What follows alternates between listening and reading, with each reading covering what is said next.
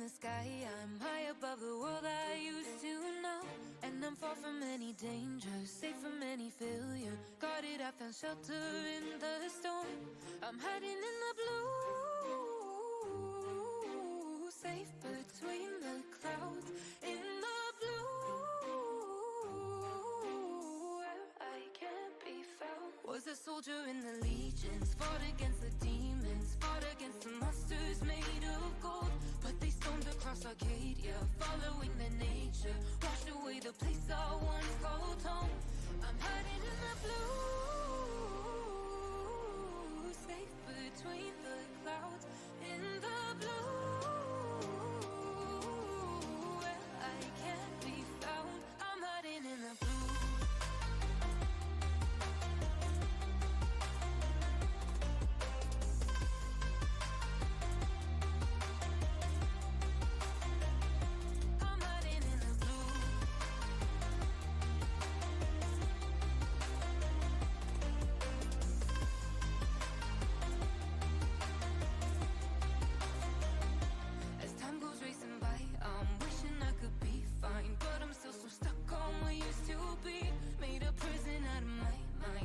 As it goes by, battle scarred my own worst enemy. I'm hiding in the blue, safe between the clouds. In the blue, where I can't be found. I'm hiding in the blue.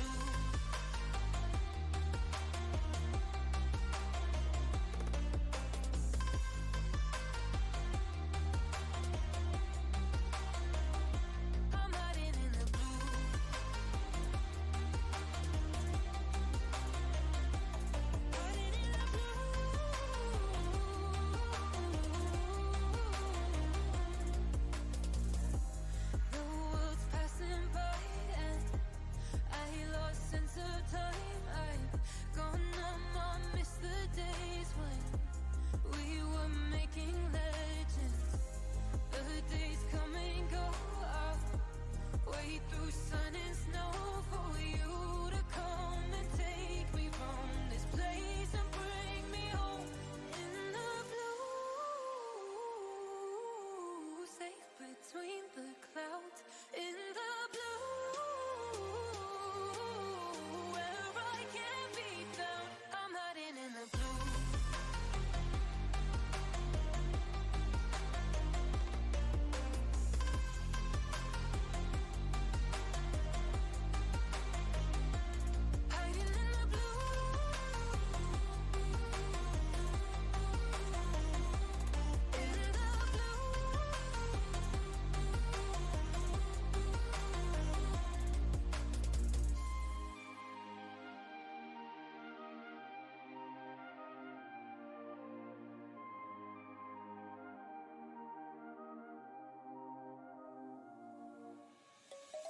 Let's sing a song full of hope, full of pain.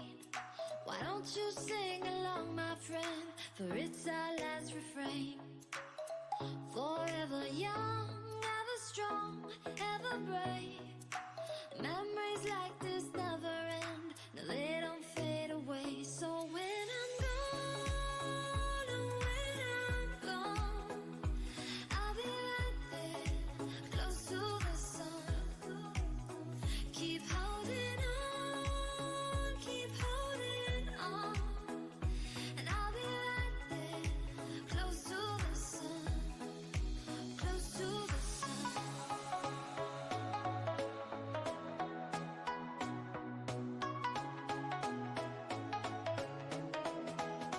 Close to the sun.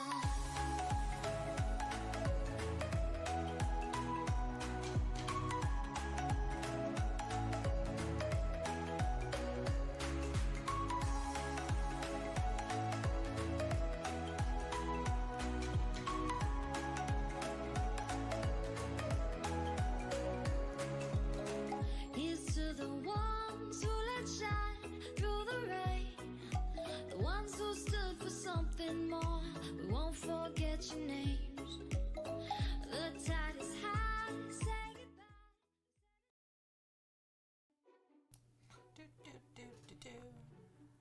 Hi. Audley. Thank you. Do you like the new thing? I have new stuff. I have a whole new everything. I have new starting, yes, Raven's here. I have a new starting, back and ending screen in which our little Ouija board will move. New alerts, for like followers and subscribers and stuff like that. We also have, pop, there we go, a 3-card tarot pull that people can do now. That's really cool. Wow. That, cool.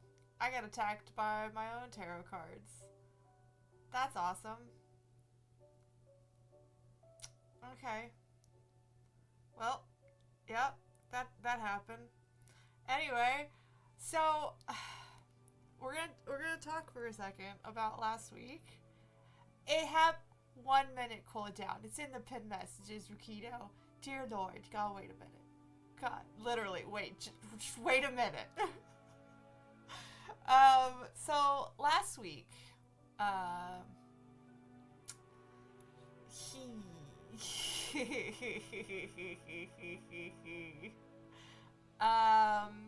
yeah, Tuesday was awful. Thanks to Hito, who sat in the emergency room with me for 9 hours. Yeah, I was lying to myself that I was okay. I was also laying on the floor, crying. Just a lot of pain and just, I was not feeling good. I was really sick. So my ex-husband dragged me to the emergency room, and I gut feeling knew what the problem was as soon as they started suggesting things. So it's gonna sound gross, I'm sorry, TMI, but for 21 years, I've gotten ovarian cysts. Thing that I always told was like, yeah, it's common, it happens. And, turns out, I've been medically gaslit for 21 years. So, like, I've had my frustrations, and it's just like I stopped going to get it treated because it was just, the same thing. Go home, rest. It'll take care of itself. It'll just be incredibly painful. And the nurse was like, no, you need surgery. Like, just yeet. Gone. And I was like, yeah, I tried, but it's, you're young, you're healthy, your husband might want kids. And I was like, no. I've got my one, we're good, I'm good. Like, she's such a good kid, too, so it's like, I lucked out with my child, could always be worse, but, like, I'm good with her being my one. And when I was with Rikito, we had talked and discussed, like, if I was presented the opportunity, but he had to approve of it, he doesn't get a say, he just needs to sign the papers. Yo. And that makes sense. Yeah. I could see that for you. Especially the future one. Makes a lot of sense with what we're doing. But, we didn't get good news on Tuesday. And so it was one of those, just kind of wait. And I got an appointment on Friday with a one and only Dr. Fox. So it was kind of like, well, if the fox can't help me, who truly can? And it was, bye Raven, it was really a joke, and it was like, well, hopefully, yes, no, Dr. Fox is real. It was really a Dr. Fox. Yes, no. His name is Dr. Fox, absolutely. I wore my fox hoodie, I wore my fox shirt, I had fox socks, I was channeling this shit. I was like, if I can't outfox this, then, Like, the fox will have truly let me down at this point. So we went in, and he was like, and then even the nurse was like, that's bullshit. Like, I get cramps and I'm miserable. No, that's not acceptable. And so I was talking to him, you know, explaining that, like, I found out stuff that I should have known for years Tuesday. You know, how, you know, I've been mistreated and everything. And he was like, yeah, okay.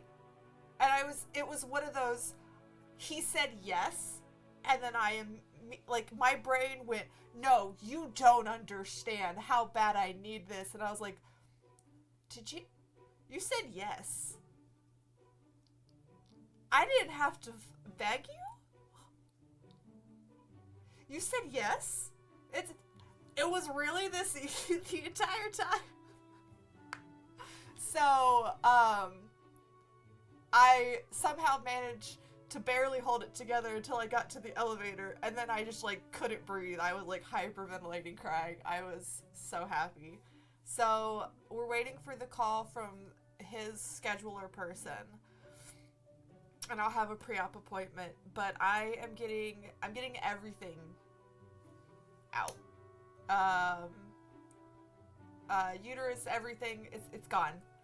I will have to go on hormone replacement therapy for, like, the next 30, 40 years. Just cause when you do that, it's a shock to your system, and it can be bad for your bones, your heart, stuff like that. But, like, I've known this. I knew I was gonna go on hormones immediately after the surgery. And so I've been so prepared for this for so long. And I'm so excited. I'm so happy. I'm happy that it's finally happening. And, you best bet that your girl all hail the fox, because the fox did not let me down once again. Holy shit. Hell yeah, so happy. I'm so excited. But that does mean, like, when I get my surgery date, it will probably be a week or two before I am of energy level or comfortable enough to stream. I know for the first week, I'm actually gonna head over to Rakito's house to recover, just cause 2 giant dogs and the stairs we have would mean I am sequestered to this area. And while I would already have to be weighted on hand and foot, I still need to go downstairs to eat. You know, my mom has to work and stuff like that, whereas he has the ability to work from home. And so it's just like, we don't hate each other. So we're gonna hang out. And I get to see my cat. And I'm really happy. So thanks to him for all of this and putting up with it, and me. Yep, you gotta work from home and be a servant. What a good house husband you're gonna be. No, I'm not gonna. I'm sorry, I don't want to see that. No, thank you. No. No, no. No, thank you. Hard pass. I don't even want to see myself in a maid outfit, okay? Like, that's just... Yeah. Yeah, Skips can wear a maid outfit. Skips looks great in a maid outfit. This, though? No, thank you. Your cat is watching you on the cat TV. I love my baby. Oh, my hands are really cold. I'm not doing that again. Oh, you don't want to be like the... Was it the muscle mommy maid or whatever Jubu calls you? Maid muscle mommy? You don't want to be muscle mommy? Oh my goodness. Yeah. So,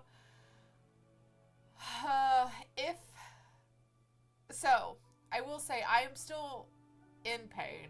I'm uncomfortable, and, but I'm not dying currently. I actually have the energy that I haven't had in the last week or so. Thank God. But, yeah, so if I get the occasional look of, I look like I was just, like, stabbed and they just kind of wiggled it. Yeah, that's kind of what it feels like. I'm okay. I hate to say I'm used to this, but I am. I'll just look a little uncomfortable from time to time. And I don't know where that cat went, but in the inevitability, there we go, that she does decide to jump on my stomach, and I will say when it happens, not if, oh, that's gonna hurt. So we're gonna try and prevent that as much as possible. I just heard her. Hi! Are you gonna sleep on the edge of the... No, you're gonna just cause chaos. Awesome. Oh, one thing I would like to show you guys. I actually was gifted a new little fox thing. I'll pull my hoodie down while I'm at it. I got a little fox lamp. And it actually lights up. Little fox lamp. It's so cute. A little Minecraft fox. And it will match the Minecraft fox Lego that I have. That is still at Rakito's house.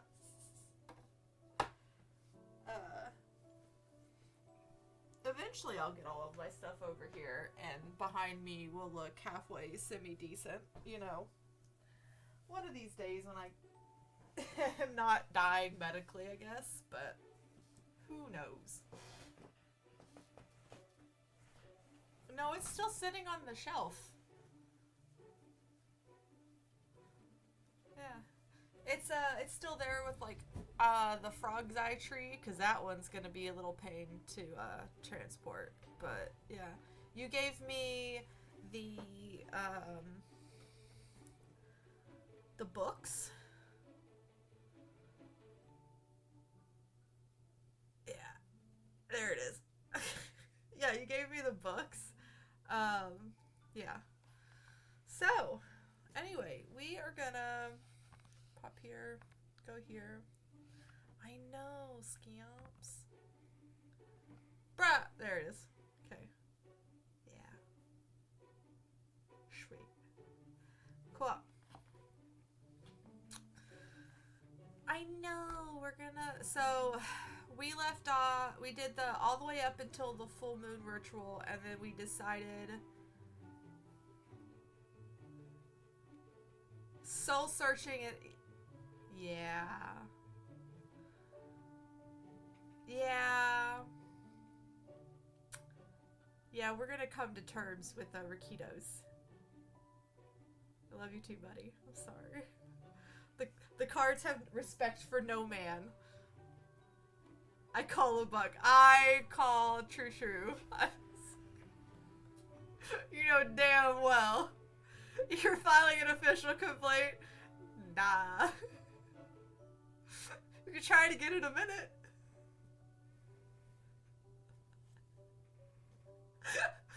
Anyway, so we left off, we did a full moon ritual, and we decided to stay the second week to help with the harvest, because we realized we gotta stop rushing shit and actually help people out. We can't rush perfection. So, here's to a lot of me talking. Again, sit down, buckle up. Hey, boys.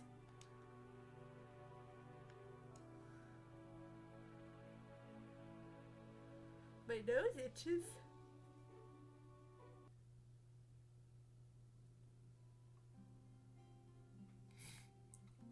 Should be right. Yeah. So we gotta finish out this little bit. So we'll go until I am uncomfortable, or go until we finish it. Hopefully we just finish it, because that would be nice. So let's give our baby. Is it crystal time? One crow treat. I love Ramsey. What did you find this time? Ooh. Yeah. I can come in so many different colors, though. The yellow, orangey one is beautiful. Gran will like this one too. I'll have to show it to her when we see her again. For now, though, I'll put it away for safekeeping.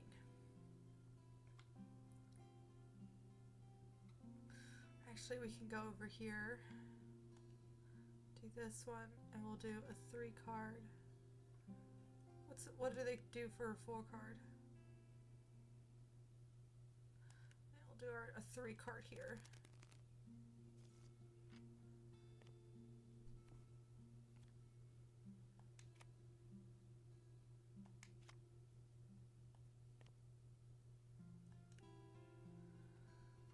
Yeah. Okay. What do they put? Withdrawal, searching, patience. And consequence of our own actions. Yep, adapting. Yeah. Shit's changing. That's awesome. Thank you. Attacked twice today. You're just... Makes me so happy to be attacked.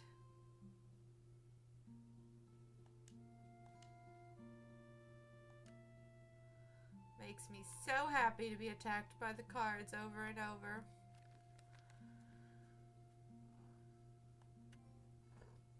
Oh, don't. I love you. You're cute. You're just adorable. Can we lay down and get comfortable? You're walking on my stomach, madam. Ow! Fuck you. Head pat to the skips. Take first steps. It's feeling nervous. Okay. Sad grump. Be nicer. And let people get to meet Pluto. Figured it out. Courage. Okay.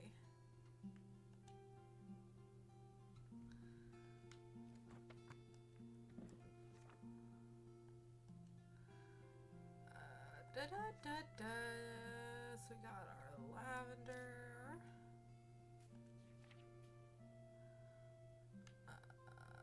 That one. And that one. Oh, my nose itches. Incense.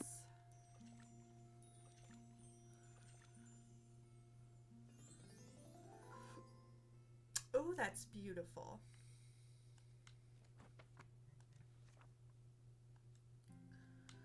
Charm. Oh, it's the baggie.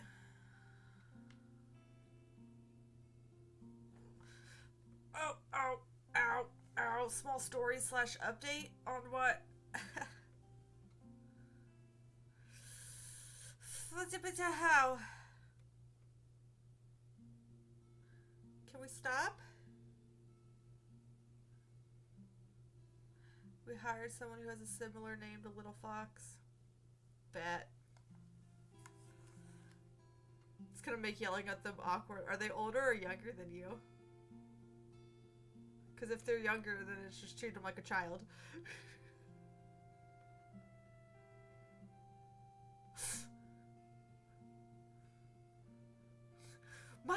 My old stepdaughter can shoot an arrow better than you can write code.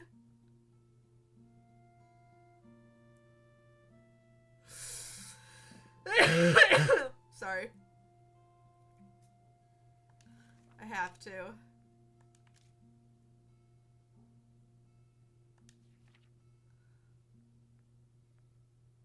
My ex-stepdaughter can kill bugs better than you can find bugs? I don't know.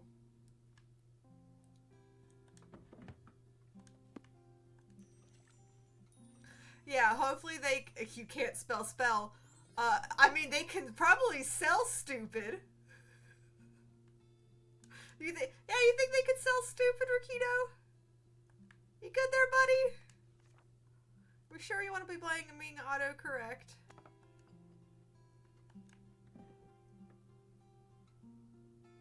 Actually, how much?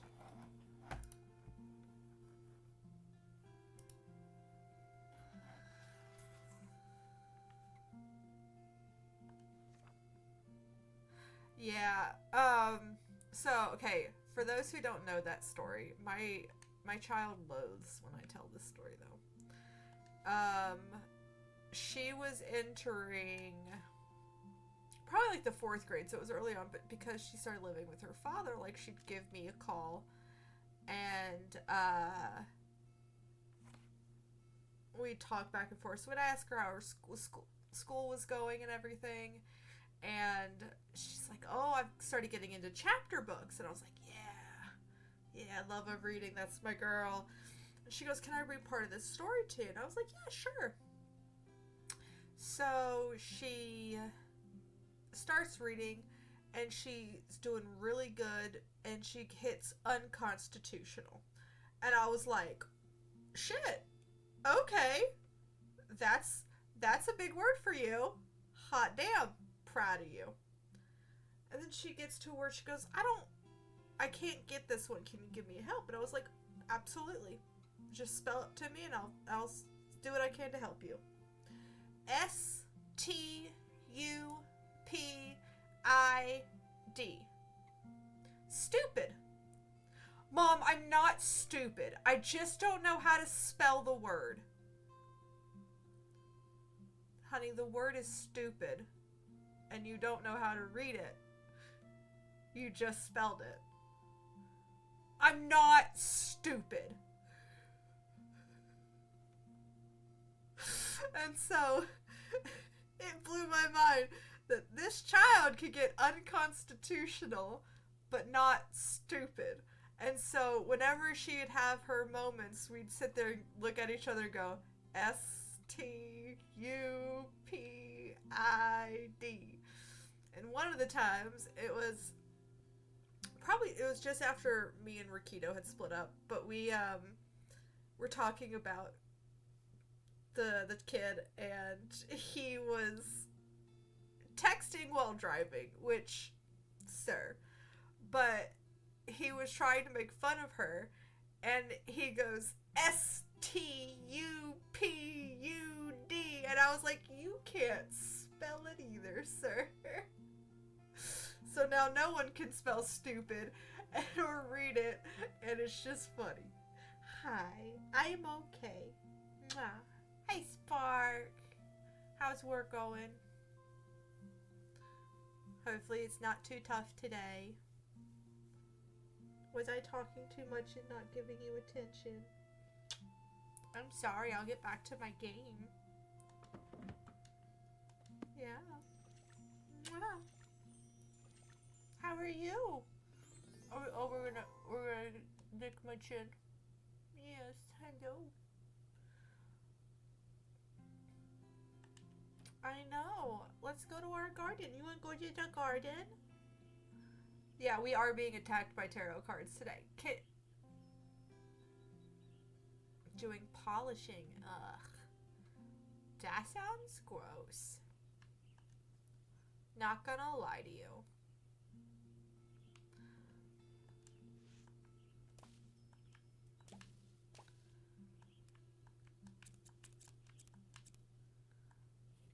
Gotta get my speed back in the garden. Cat, you gotta stop standing on my stomach. It really freaking hurts. Oh, actually, I can take aspirin again.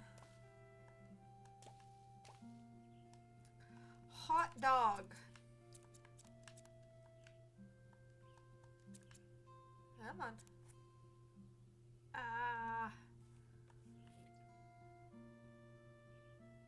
Yep, you get a hot shit ton of metal dust all up. Yeah. But I don't know, I'm weird. I could sit there and polish silver all day long if somebody let me. I fucking love it. It's so calming. Oh, it's so relaxing. I love polishing silver.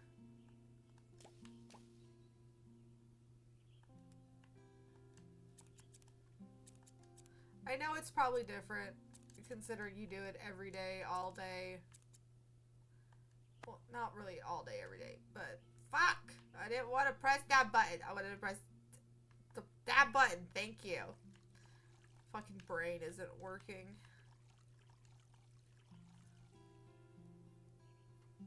Cool.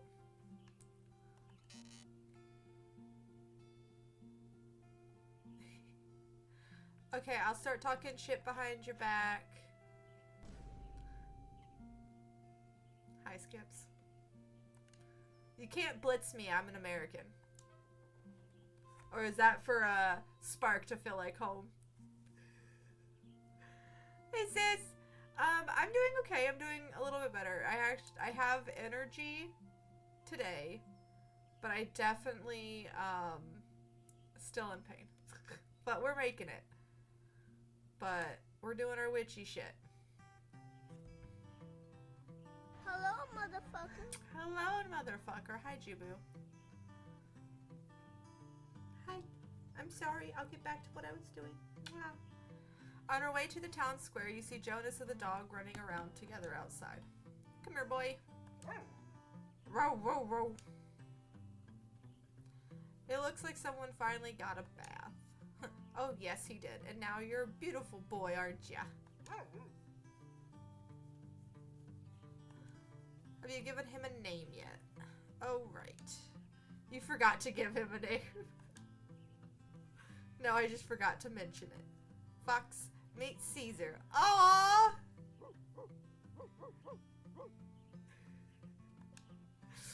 He's settling in pretty well, I think. And I will take him down to the festival site later today and introduce him to everyone. You're going to come with me everywhere I go, right, boy? Aww. Perfection. We love when we scare Skips. Scaring Skips is a lot of fun. And now that I don't have to save my points for Precious VIP anymore, I can actually... The sweet creeper on Minecraft Mondays is just... it does something. Because he's just standing there so unexpectedly. And then there's a creeper when there's not a creeper. Yeah, imagine just having points to use. What kind of fucking loser saves points to feel special? Ugh. Gross. Baby, I am petting you. You do not need to mess with me like this.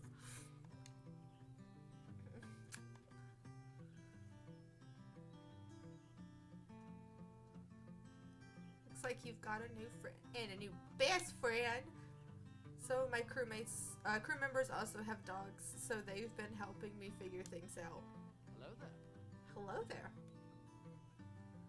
Caesar is my first pet, so I've learned a lot. That new love charm you made must have been pretty potent.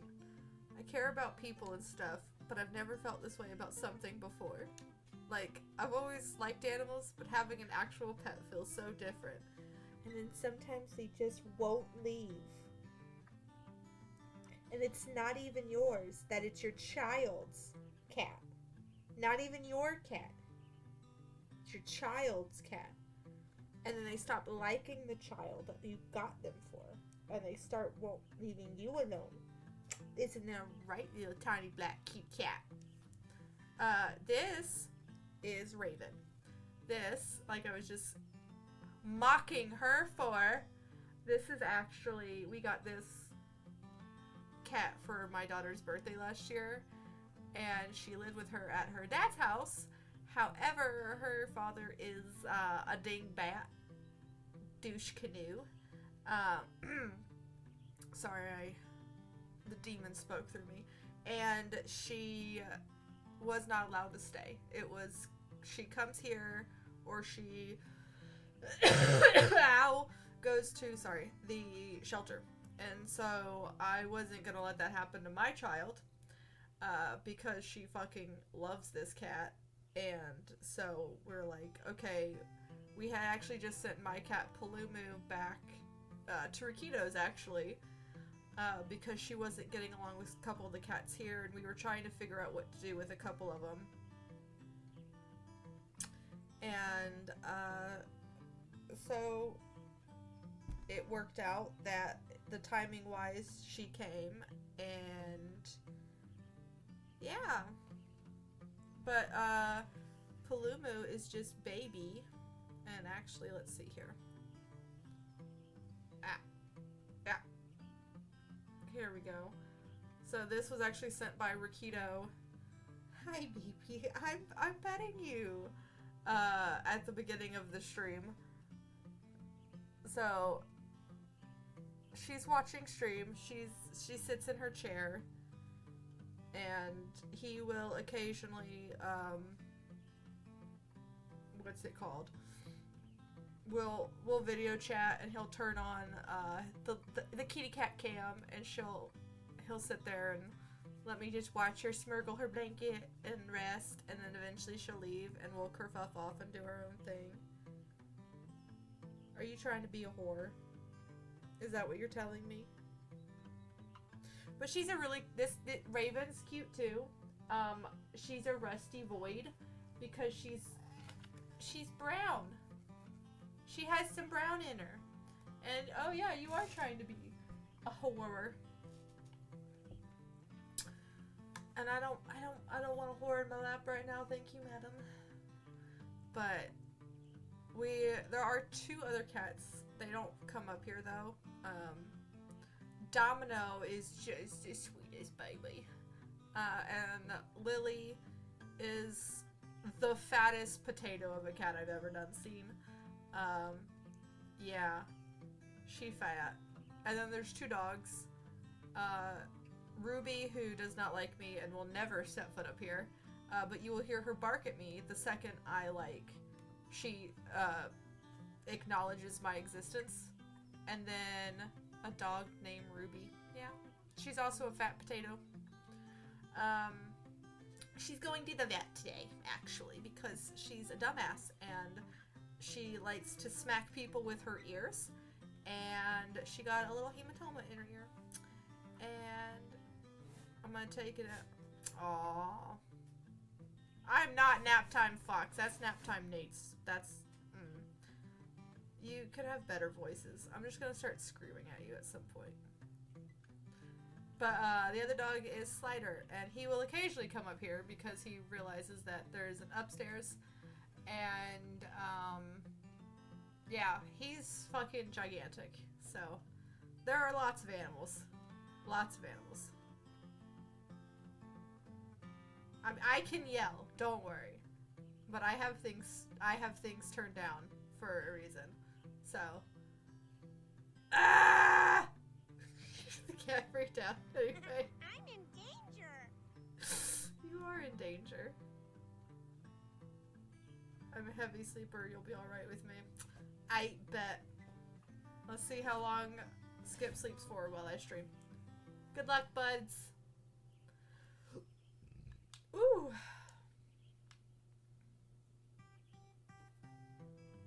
Love you too. Have fun. I can't speak to pets, but witches are pretty close to their familiars. Yeah, they're kind of like a partner, right? Yep. Well, except when they don't let you nap. I've tried explaining that. Hello, thank you for the follow, Remy with soup. How are you doing today? Welcome on in. I tried explaining that napping is just a deep form of a meditation to Ramsey, but he didn't buy it. I mean, it kind of is. My mind is calmest while I'm asleep. But apparently, napping lacks intention or whatever. I mean, it sounds like Ramsey was just trying to help you. The other day, after I gave Caesar a bath and stuff, I started to think about when I yelled at my crew again. And I started feeling sad and angry at myself. Caesar came up to me and just put his head in my lap, and I calmed down. It reminded me that even though that one bad thing happened, my crew helped me a lot with Caesar.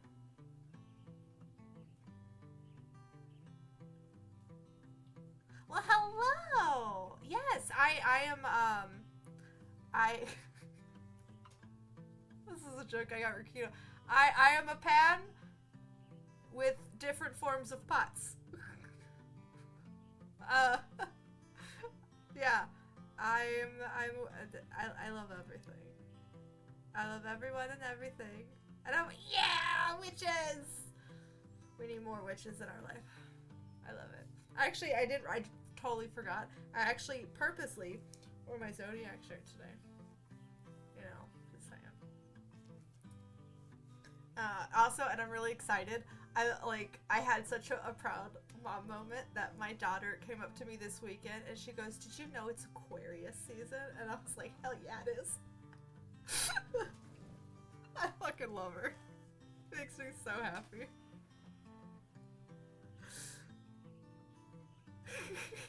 Yeah, I love salt pills.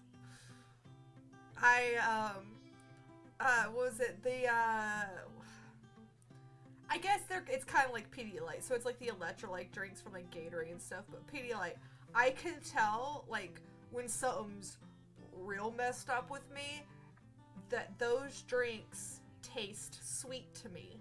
Instead of, they're supposed to kind of taste salty, they start tasting like Kool-Aid. And so I'm like, oh, I messed up. Something's wrong. But yeah, I am one of those people that dumps, like, I'll dip shit in salt. I will pour salt on anything and everything. And yeah, we had, I think me and Rakita, we had like 3 salt shakers throughout the house. Because I would keep one in my office. There was one in the kitchen for cooking and then one in the living room for while we ate. Are you from the ocean? I hate the ocean. Fuck the ocean. I hate it so much. I am Taurus Sun, Aquarius Moon, and Gemini Rising. I am a chaos and I love it. But I am also selling tickets for when my daughter gets a little bit older because she's an Aries and yeah. It's an interesting combination. The Taurus is very strong, but the Gemini likes to, just hello every now and again. Actually, speaking of cat, no. You're being annoying now, and I would like you to leave. Okie dokie. You're causing a little too much chaos, madam. And we don't do that in closed doors. Thank you. Anyway, like I was saying. Itchy nose.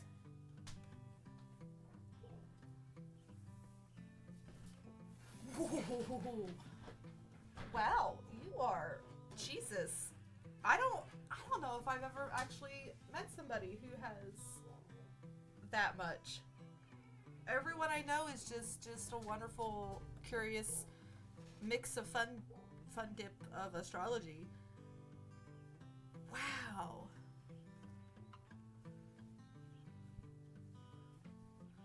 That's some dedication on your part. That was willed into existence if I've ever seen it. Damn. That's dope though. Although the Taurus in me is going, "You want a nap? Why are you awake?" Just drink coffee and tell it to shut up.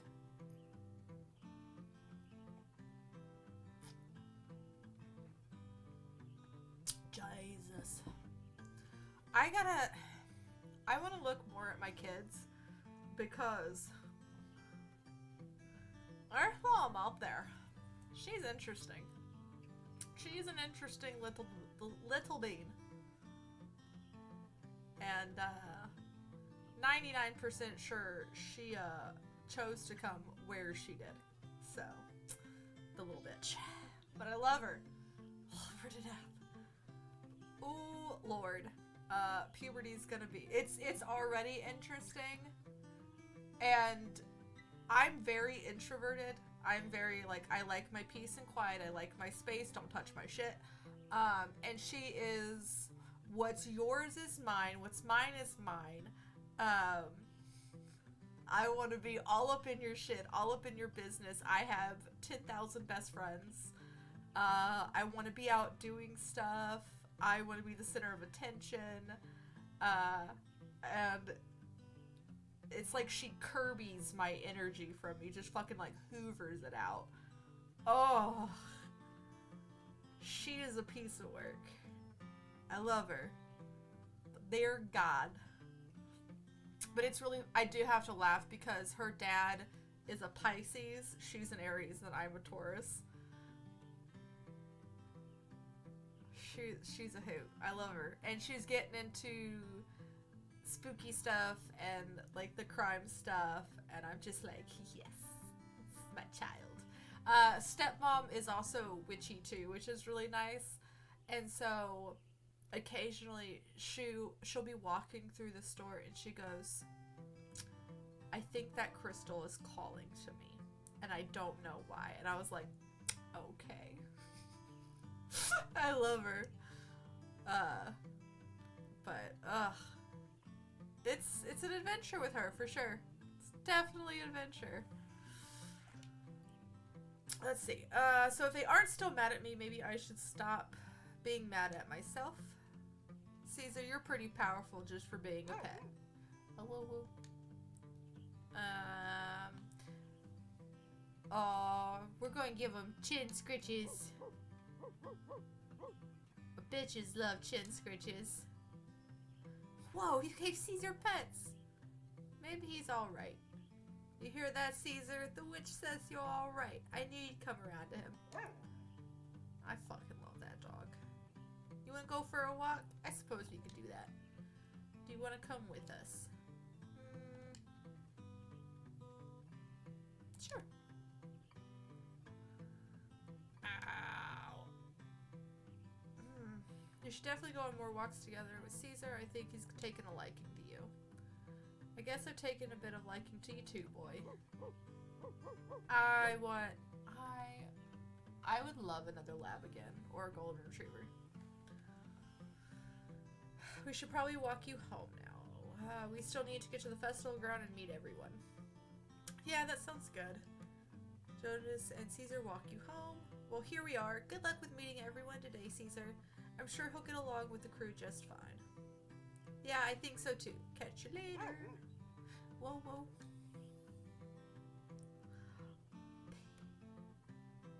Well, Pink and Venus line up together. He does seem to love Caesar. And it looks like he's working on being kinder to himself too. Okay. So we got a bunch with him. I'm gonna go talk to Mel. Please let Mel be better. Please let Mel be better. You approach Mel's house and gently knock on the door. Come in. You enter the home and see Mel curled up on the couch with some soup. You notice she's surrounded by flowers, other foods too. Don't I look in a sad state? Sorry. As we said at the full moon ritual, it's not entirely your fault. You're not the only one who got carried away. I got worked up about everything needing to be perfect and making sure everyone is having a good time. To be at my best, I need to rest. Technically a pagan. I guess I would fall more into the same thing. It's definitely, I do a whole lot of my own thing, and actually, now that I remember it, after I have surgery, oh, there's the stabby wiggly pain. After I have my surgery, I will actually finish bringing over my altar pieces here, and I will probably set them up here in the background, or something. I haven't really decided yet because of how the room is, but my altar is kind of scattered at the moment, and it's been a little without it, but it's safe and taken care of where it's at. But I have one thing. I lied. I have one thing up there. And I have my cards over here. But yeah, I have it's a whole lot of my own thing. I like other people's, but I like to keep my stuff to me. If that makes sense. My nose itches. So you're not mad at me?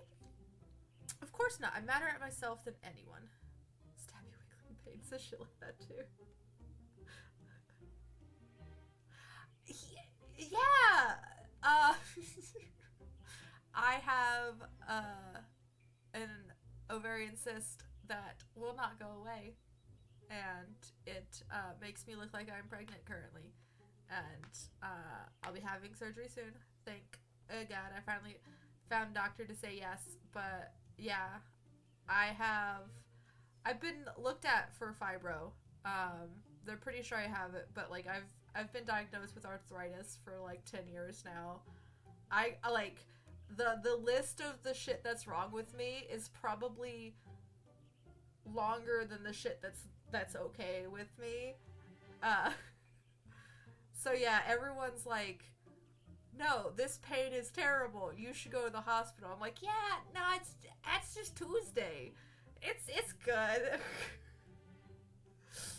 Which is almost why I didn't go to the hospital last Tuesday, but I did. And now here we are.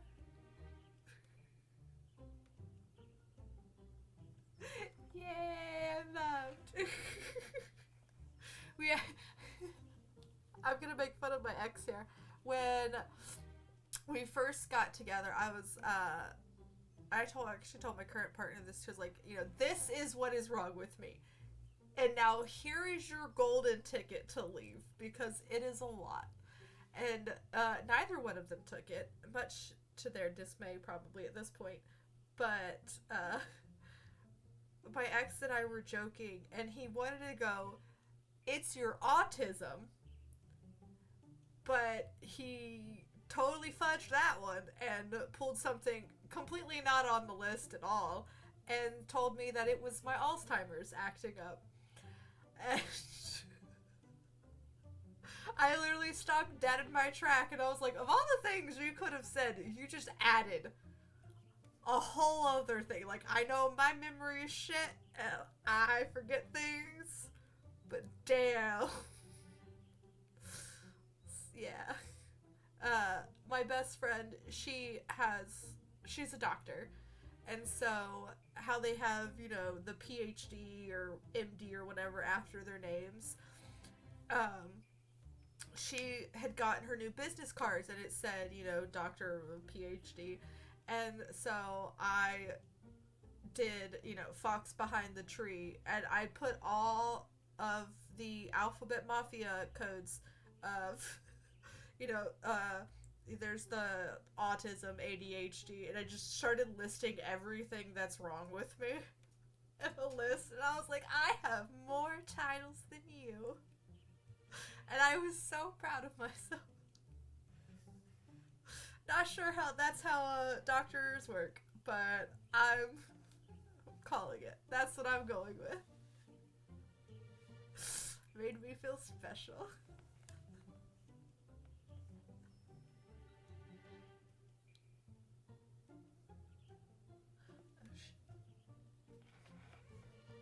Where are my keys are in my purse, and my purse is there.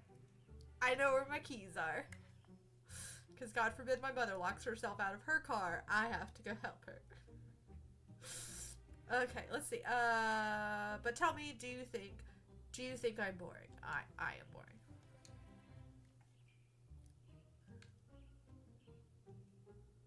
Can people even be exciting? Like, do you mean, are you entertaining? I guess I don't follow. Like, am I fun to be around? That kind of thing. I mean, I guess so. I am not fun to be around. I put me in a Harry Potter cubbyhole and just feed me through a slot in the door. I'll be good. Why do you ask? Seems kind of out of the blue. Because I think everyone likes Jonas more than me. You're jealous of Jonas. I am. People are always laughing with him. More like at him. And he's always getting invited to parties. Do you like parties? Nah, I'm too old for that stuff now. But people just seem to like him. And you don't think people like you? Of course not. I'm the one managing the budgets. And who gets angry over toilets, and who has to tell Jonas and his crew to hurry up. I love being the bad guy. Ah. Yeah, it helps having big brain connections. Because two smooth brains can make one big wrinkly brain, and it works. Everyone hates me. You retake a look around the room, you notice all the food, flowers, and get well cards. Did John get all this stuff for you? No, but he made this soup I'm eating. Then where is all of it from? Various people from the village, my co-workers at town hall, etc. They heard about me feeling down and sent over all of this. I don't know where they found the time with everything that needs to get done. Mel, I swear to God. Sure seems like a lot of effort. I know I wouldn't do that unless I like someone. Liked a lot. There, what the heck is on my glasses? Actually, I mean, if we're technically doing the witchy shit, I could, in all honesty, because I don't know what's on my glasses and I don't feel like cleaning that off. Yeah. Oh, I moved too fast. Ow. Let me grab this stack. Ah. Let's see. I'm too blind to read this. Hold on. Moon, Hermit, and Wheel of Fortune. Ooh. Okay.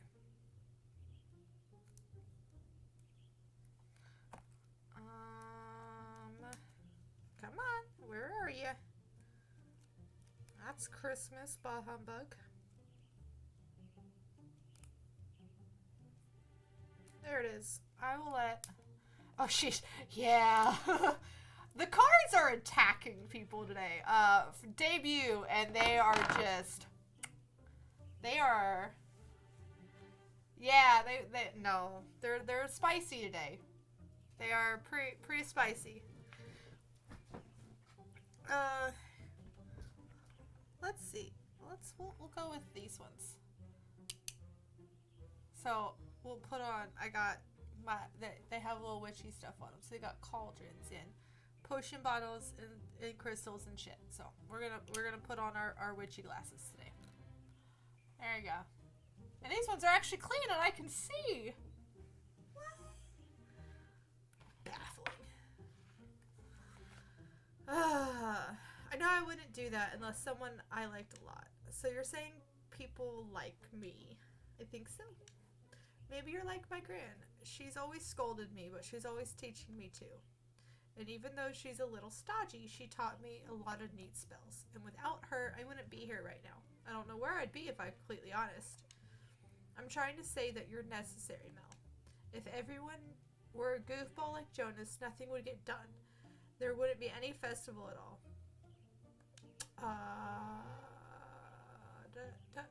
I will go and look in the pod real quick.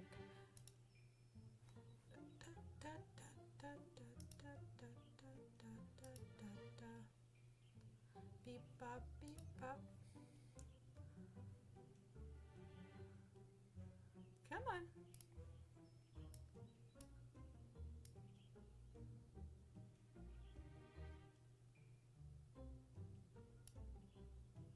Of course you don't want to.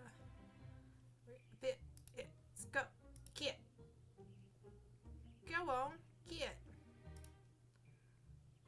Bet.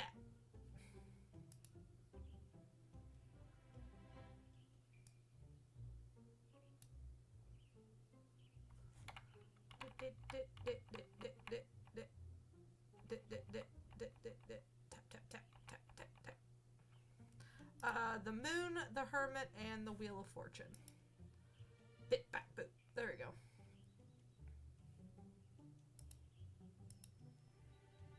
I found it. Where'd my game? Oh, I tabbed out of the game and my game disappeared for a second. Ah! Stop! Oh, that's terrifying. Okay, anyway. I think I want to say the widget is all majors. I'm waiting for them to put in the minors, I do believe. So, I think we're only playing with the majors. So, yeah. Mel's falls silence and looks around the room. You're right. I'm surrounded by the village's love right now, aren't I? Mel looks down at her bowl of soup. And Jean's love, too. What did Jonas bring you? Mel's eyes dart around the room. Oh my god, that brat. His sister is sick from stress and he hasn't come to see me. Knowing Jonas, he probably didn't want to bother. Suddenly there's a knock at the door. Who could that be? Come in. Jonas walks in. Hey, sis. Perfect timing. What are you doing here?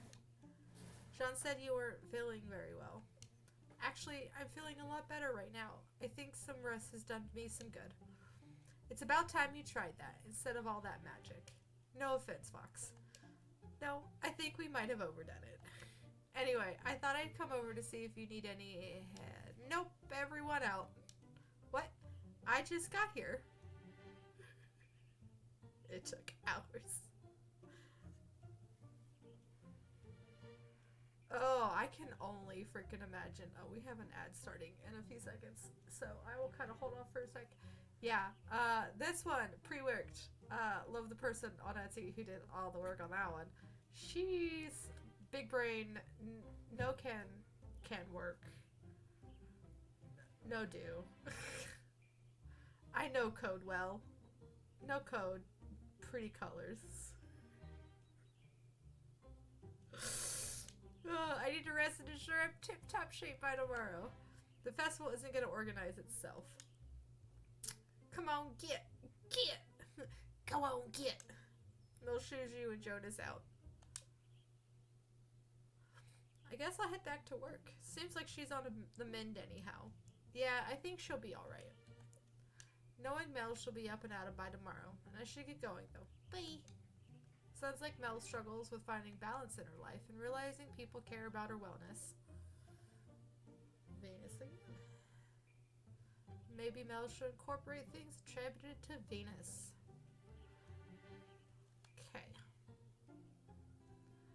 It was wonderful to meet you too. Thank you so much for coming. I hope you have a wonderful day, you and your partner. And yeah, enjoy the lurky-loos. Thank you for coming. Let's see. I'll end there. I'll go to Devin. You arrive at the studio and you don't hear any music coming from inside, though. I wonder if Devin is actually in there. You open the door and see Devin sitting by the window. Fox, you're here. Devin runs over to you. Do you have it? Do you have it? Whoa. I assume you mean the spell.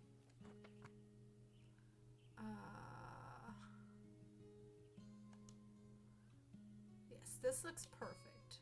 So you've got a song written then? Yeah, I do. After all the community talk about the full moon ritual, I was talking with some local musicians would help. So Mel introduced me to some of them. After I finished speaking with them, I sat down and just wrote and wrote and wrote. Things finally clicked. Yeah, I'm sharing it with Mel and Ruth today, but I wanted you to be the first one to hear it. Really? Even with everything that's happened, I could write this song because of you. But no more runes, okay? Yes. Yes. If I start to panic, I want to figure out how to work through it, but not force my way through it, if that makes sense. Yeah, I get it. So you want to hear it? Of course. Show me your masterpiece. Well, I don't know if it's a masterpiece, but I'm pretty proud of it. Devin takes a seat and brings out their guitar.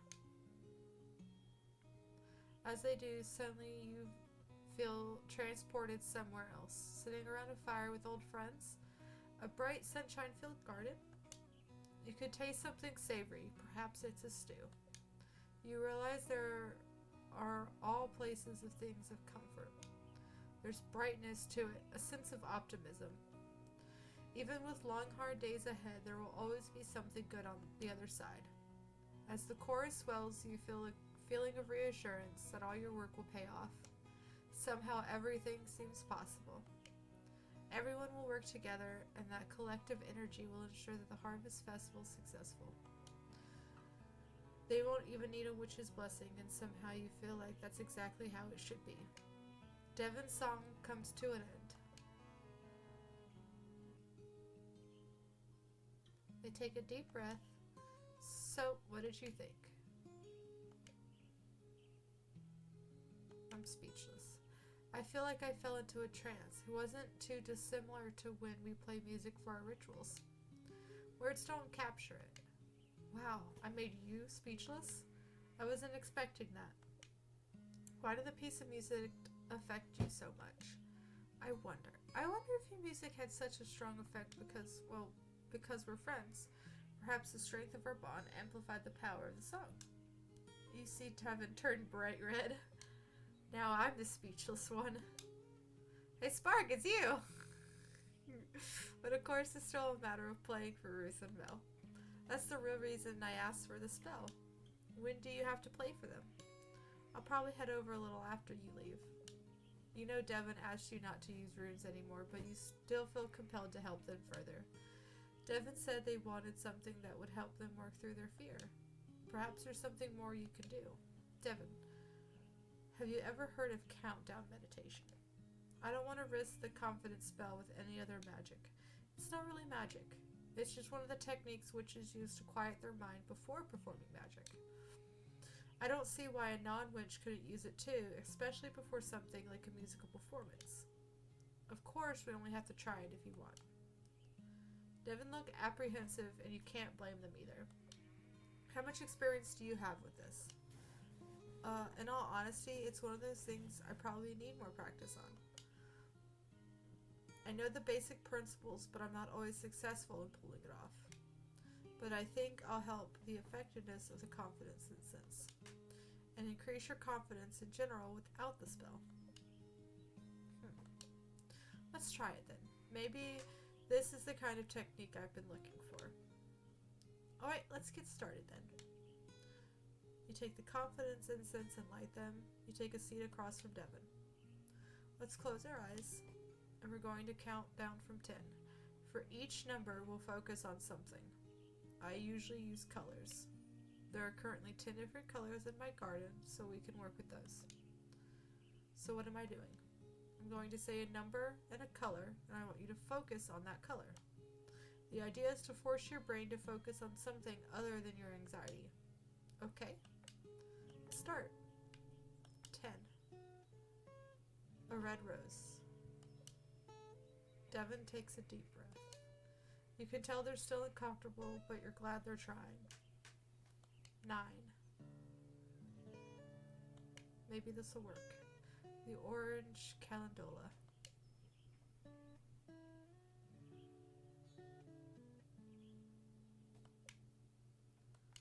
8. Yellow yarrow. They take another deep breath. This one is more noticeably deeper and longer than their initial one. You notice your breath is also deeper and longer too. 7. Green rosemary. Devin's shoulders relax, and you're impressed that they've made it this far. Your mind usually starts to wander around now. 6. Blue pea flower. Devin takes another deep breath. 5. Pink hollyhock. You notice their knees relax and they fall a little closer to the ground. 4. Purple lavender. Their head drops. Are they asleep? 3. Burgundy geranium. Devin takes an even deeper, long breath. No, they're not asleep. You could sense the focus in that breath. 2. White chamomile. Almost there.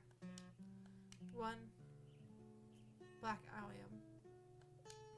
Devin completely relaxes and take another long breath. You allow them to sit for an extra moment. You're impressed how well they've done. Though you really won't know until they reopen their eyes. Devin, open your eyes. Devin raises their head and slowly opens their eyes. The panic and sense of unease that was there before is gone. Are you sure that wasn't magic? I feel so much calmer now.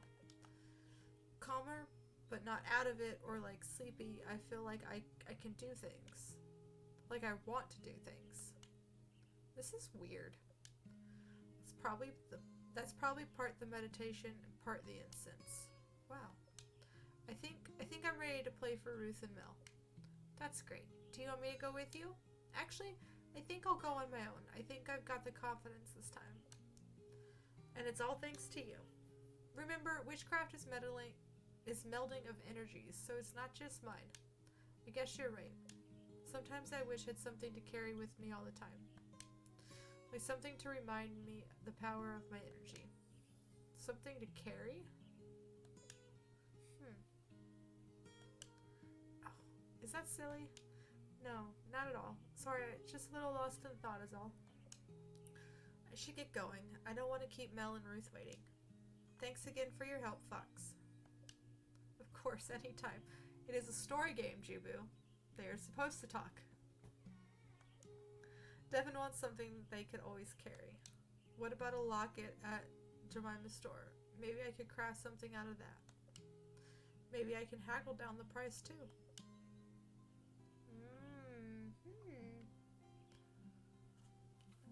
Ow, ow, ah, my nose. That hurt. I just stabbed myself with my piercing. We walk up to Jean's cafe. Jean's baking something super yummy. And you walk in the cafe, you notice there's only one customer, but you can't tell who they are behind the newspaper they're reading. Hey Jean!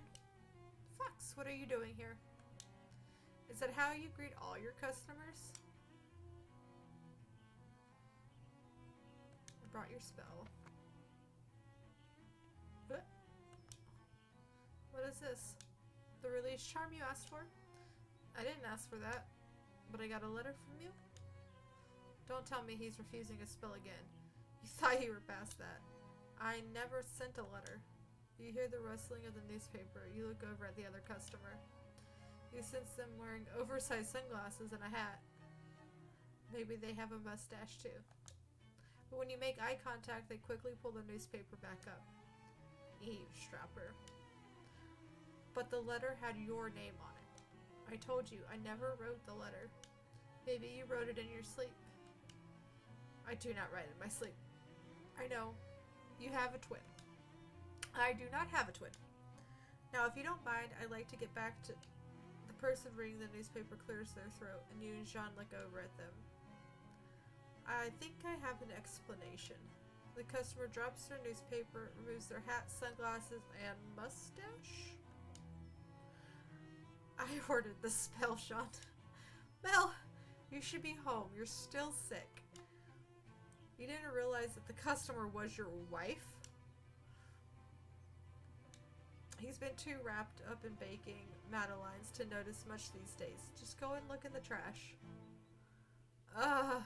You walk over to the trash can to see it's filled to the brim with madeleines. They're all failures. And how would you know? Did you let anyone try them? All of these madeleines are failures? But they smell so good, and they looked baked to a perfect light gold. I do not serve failures at this cafe.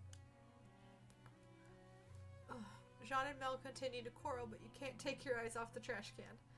You can feel the madeleines radiating heat. These madeleines are fresh. Your mouth begins to water. There doesn't seem to be anything else in the trash can, so really, it's just a bin full of fresh, perfectly baked madeleines. That means you could totally...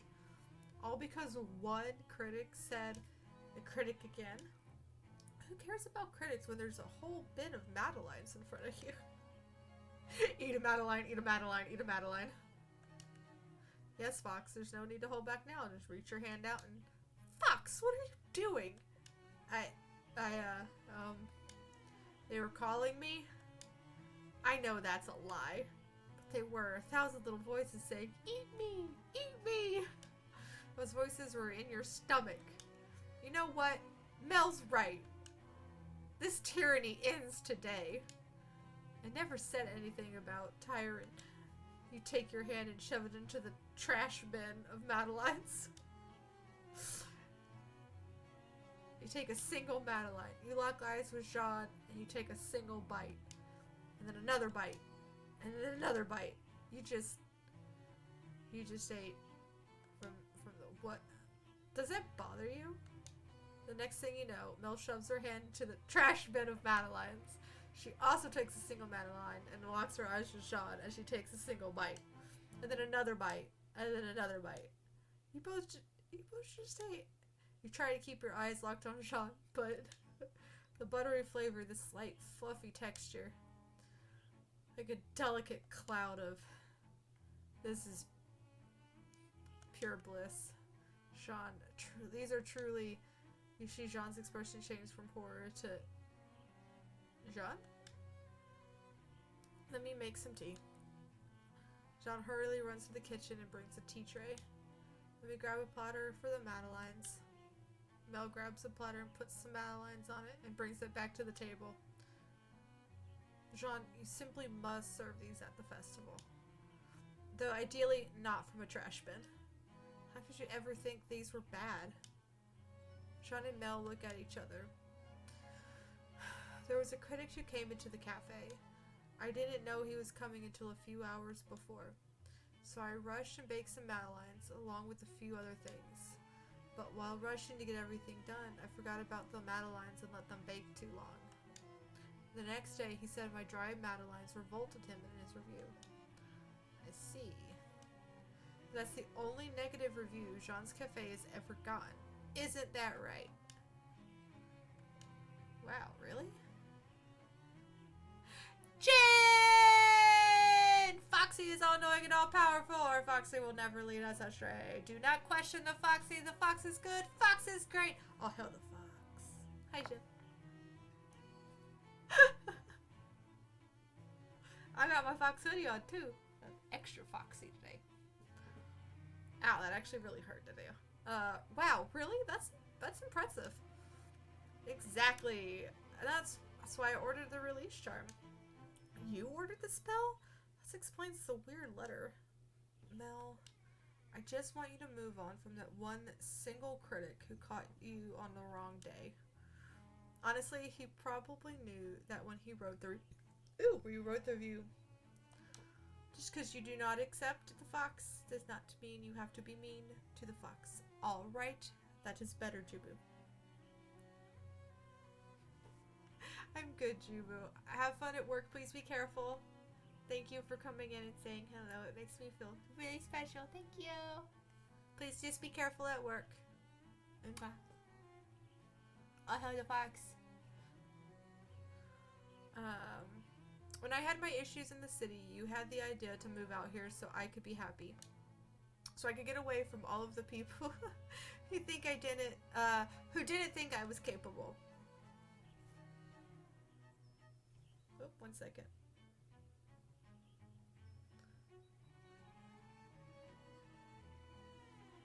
Whoa. That is, that's shiny.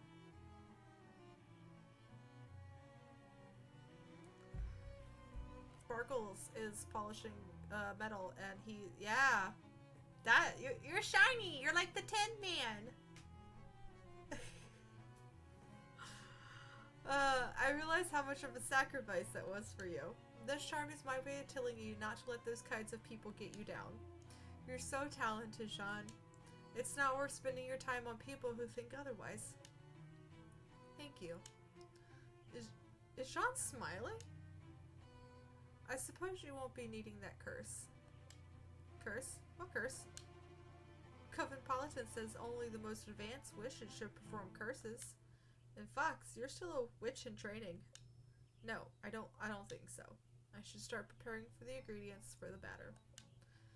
That way, we can make a day or so ahead and then bake all the Madelines the day of. You can serve local tea blends along with them. I think that's the most excellent idea. Let me write that down on my to-do list and have a meeting with the vendors coming up so I can mention it to them. It won't be too much work? Not at all. Mel raises her cup of tea. To the festival. To the festival. To the festival! Jean and Mel chug the rest of their tea. Actually, cheers. I'll drink my coffee. Let's do this. Suddenly, Jean and Mel take off, leaving you at the table, but you overhear them talking. Maybe you should consider writing that cookbook you've been thinking about after the festival.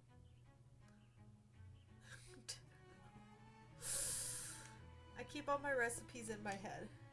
John memorizes all his recipes, but maybe writing them down would be good. Also, please go home and rest. Fine.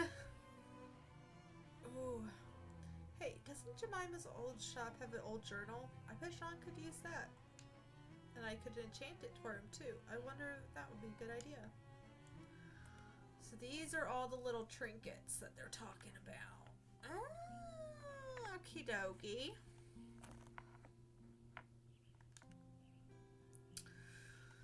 Naisha. You walk up to Naisha's home and knock on the door. Fox, I know why you're here. You want to talk about what happened. Yeah. I'm all ears if you want. That's fine. You don't need to be sorry. Do your work. Do what you need to do. I'm here reading. I'm hanging out. We vibing. We Gucci. I appreciate it. Most people avoid the subject or write it off as in my head. But I guess you got to bear witness so you know I didn't make a mess of things. How about going to our usual spot and talking about it? Sure, let's go. You and Naisha walk on the beach. She seems distant and doesn't say a word the entire walk. You arrive at the beach and sit on a couple of rocks. So, first you have to promise not to laugh. I'm a witch, and there's only one person who's going to listen to someone about feisty spirits. It's me. I know, it's just the only person who ever believed me was the village witch. So I'm more used to people not believing me. What kind of spirits are they exactly? The last witch called them fibbly nibblies, but I don't know if that's the real thing or not. I've never heard of them, but that doesn't mean anything. Spirits aren't exactly my forte. They got me into so much trouble as a kid. They pull on whoever was sitting in front of me's hair. They knock supplies off the shelf. They'd even eat other kids' lunches. And then I would yell at them to stop, and they'd get scolded for shouting in the middle of class. Everyone thought I was acting out for attention, but that wasn't the case. I knew everyone would think I was weird if I told them the truth, so I hid it, and that just made things worse. If the witch believed you, how come she didn't give you a cleansing spell? She tried, but Gran once again believed everything was fine. She thought I'd outgrow it. Clearly I haven't. The witch left soon after that. It's a good thing I'm here then. Maybe we'll slip them a sleep spell. No.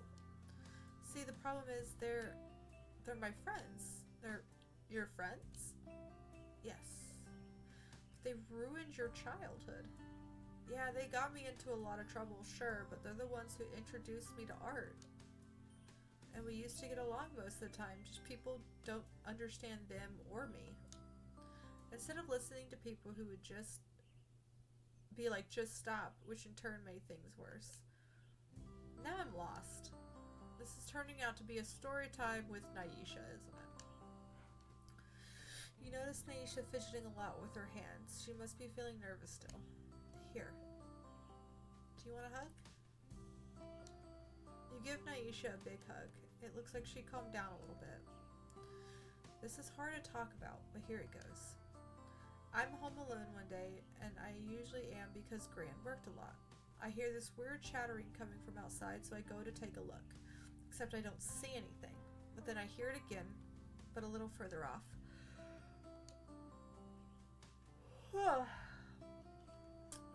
So I follow it, but every time I think that I've caught up, it's just a little further away. Eventually, the chattering leads me to an old art studio.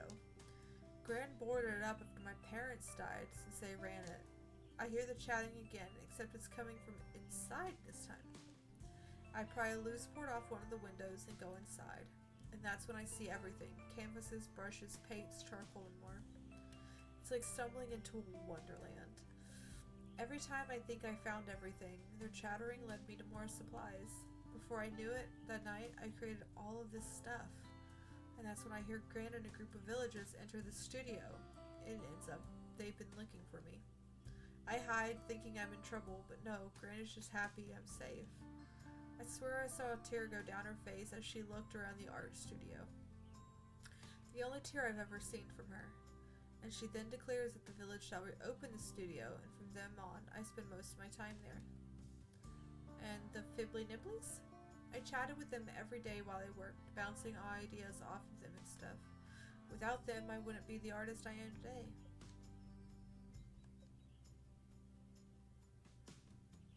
Now I want spirit friends. Goodbye, Naggy Ramsey. Red seems a lot less troublesome than the Fibbly Nibblies, though. I suppose that's true. I don't know if I could deal with that. Also, I would miss Ramsey. I would miss my bird. Do you think there's anything you can do to help me, or rather us? I mentioned it before, spirits aren't my forte, and you also want them to stick around, so I'll have to think about it. I wonder if they're mad I left for school. Could be. Naisha stands up and takes a big breath. Hi, Paula. Hi, Princess. How are you doing today? Well, that's my story. Now you know all about the Fibbly Nibblies.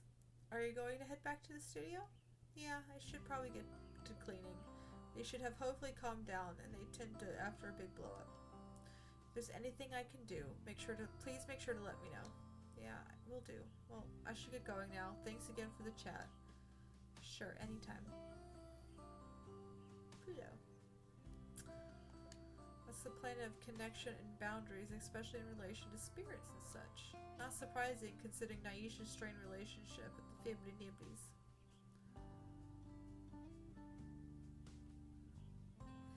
Trying to make sure all of my pals be depressed. Aww. Pals just be me. They be big sads. Yeah, incorporating something associated with Pluto could help Naisha. I'll go to Ruth. You walk up to Ruth's home. After the full moon ritual, you wonder what state she'll be in. And you knock on the door. Fox, good to see you. How are you? Are you here to deliver my spell?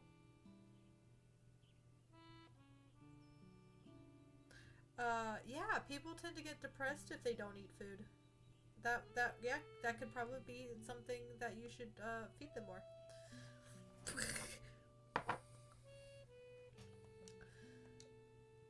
Right here. You hand the memory incense to Ruth. Yes, these should help. What are you trying to do? You know what I mentioned, the full moon ritual? You not being mayor and going traveling? Yeah. So you intend to do that? Or you're not? No, I am, but as much as the idea of exploring the world excites me, I've never really left Flora, so the idea terrifies me. Let's see. I feel that. Hey Shadow, how you doing? Why pressure yourself to go when you know you can be comfortable right here? Yeah, I think that's precisely it. I am comfortable in Flora, and even my desire to leave, it's strange. I wish I could just take it with me wherever I go. Ugh, I feel you on the tired, buddy. Is that what the memory spell is for? Before I use these incense, I thought of taking a walk. Care to join me? Walk sounds nice.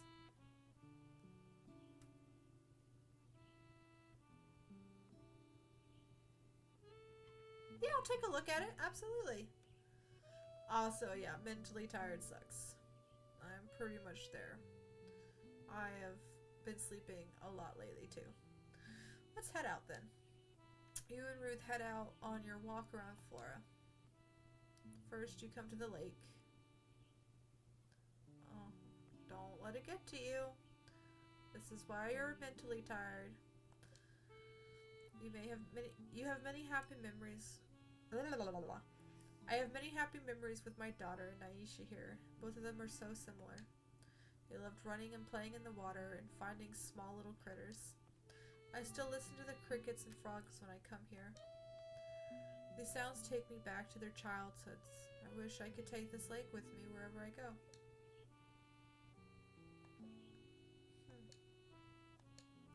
Riches might have given you an idea. Yes, you give her the memory incense, which she can burn when she gets home, but what if you have another tool to help keep her dearest memories close? Ruth. Yes, Fox? What if I told you I had a tool that you could potentially use to take the lake with you? Is this some experimental magic? No, not at all. I used it before and it doesn't require magic at all. It might even improve your ability to use the memory instance. But it's not magic? No, it's more of a sensory tool to help you focus and remember details. Interesting. What does it entail? You're already an avid walker, so you might already be doing some of these things. The gist of this is being very mindful of your surroundings. When I find myself in place I want to remember, I use my senses to create a sort of snapshot. I can do this by focusing on one sense at a time. Does that make sense? You're right. It is something I've somewhat done in my walks before. I've never actually tried to use my senses to create memories, but I think I'm willing to try. Great. How about on this walk we do some practicing then? Sounds like a good idea. Since we're already at the lake, let's try focusing on one of your senses here. Let's start with sound.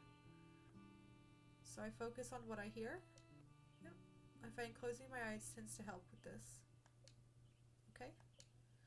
Ruth closes her eyes and takes a deep breath. I can still hear the crickets and frogs, but I can also hear leaves and cattails swaying in the breeze. There's also a background noise at the festival grounds. This is a lot to take in. Yeah, it can be, but don't worry about trying to hold on to everything just yet. I find it usually takes a few sessions to complete a snapshot. That makes sense. I think I'd like to make our way to the forest next. You and Ruth walk to the forest. I always come here when I feel like hiding from the world. I used to be afraid of these woods. When I was a little girl, I played hide and seek at night here with my friends. I lost my way while looking for a hiding place, and suddenly all the trees looked like monsters. Okie dokie. I will probably not see it until after stream though. So. But I will take a look at it.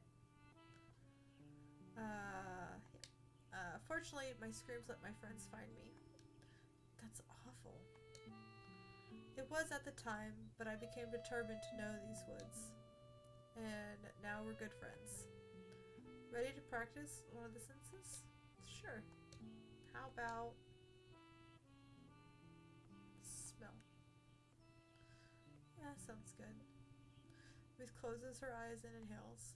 I can smell the earthiness of the rotting wood and soil, yet it smells so clear. It's not a smell of death, but life and renewal. That was very good. I think you're getting the hang of this. Thank you. I think it's a good exercise. It's also very relaxing, sort of like meditation. Yeah, it is. I think I know where I'd like to go next. It's also my secret spot. Whoa, I get to see Ruth's secret spot? Only if you know about it. Follow me. Ruth takes off on a brisk walk through the woods, and you can hardly keep up. You notice the elevation is rising, and now you know why Ruth is in such great shape. How much further? You'll see. You huff and puff your way up, and Ruth seems fine. You come into a sudden clearing. We're here. Wow. After you catch your breath, you look out. You can see all of Flora from here and more. How far up did we just walk? Isn't it wonderful? This isn't my secret spot, if I'm completely honest. Our previous witch showed it to me. I want to try to focus on one of my senses up here. I think that's a great idea. How about you try...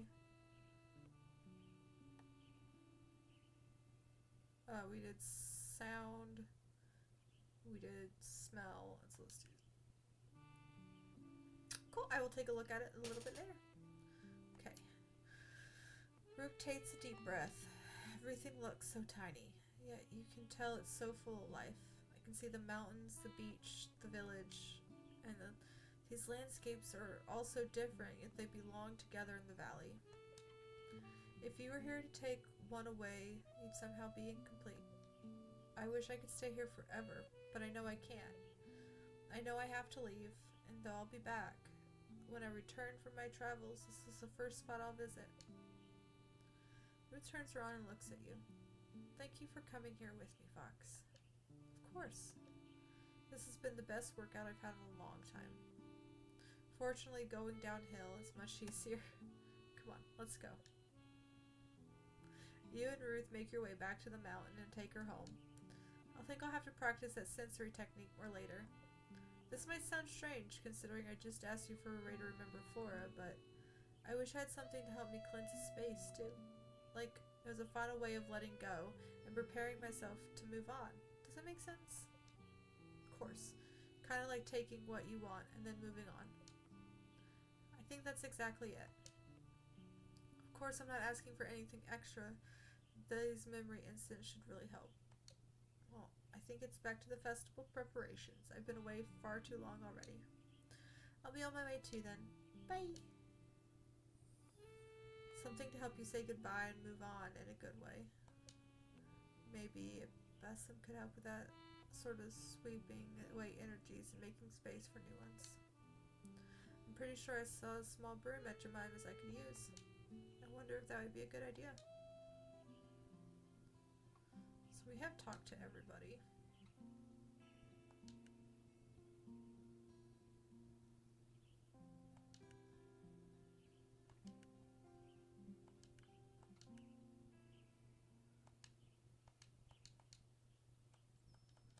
Can't even attempt to buy them.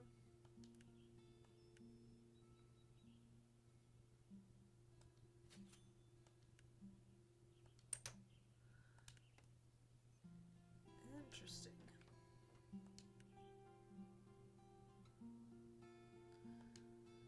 Okay, I am going to take a quick little break real quick while I'm here. I'm going to grab a little bit of a snack and use the restroom.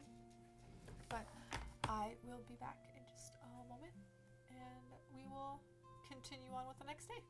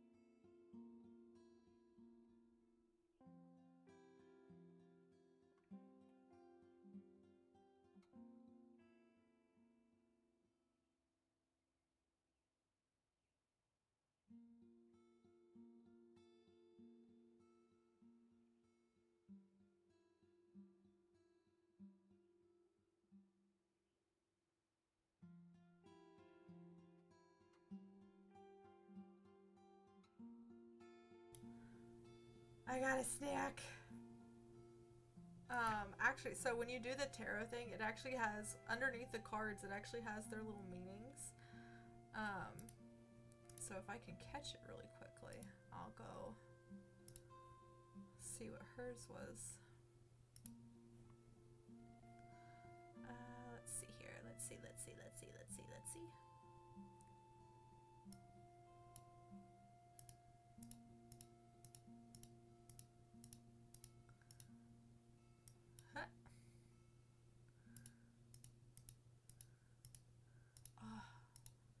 not catch it? I did not catch it in time.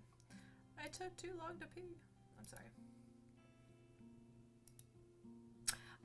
Yeah, I found this. It probably means I'm fucked. I found it recently. So, let's see. I also have a whole set of new alerts that go off, like when people follow and subscribe and stuff like that. So, I completely changed shit up. I gotta redo some of my buttons on my Stream Deck, but we will get there eventually. Go here, go here. Hello, Ouija. Ooh. Crunchy neck.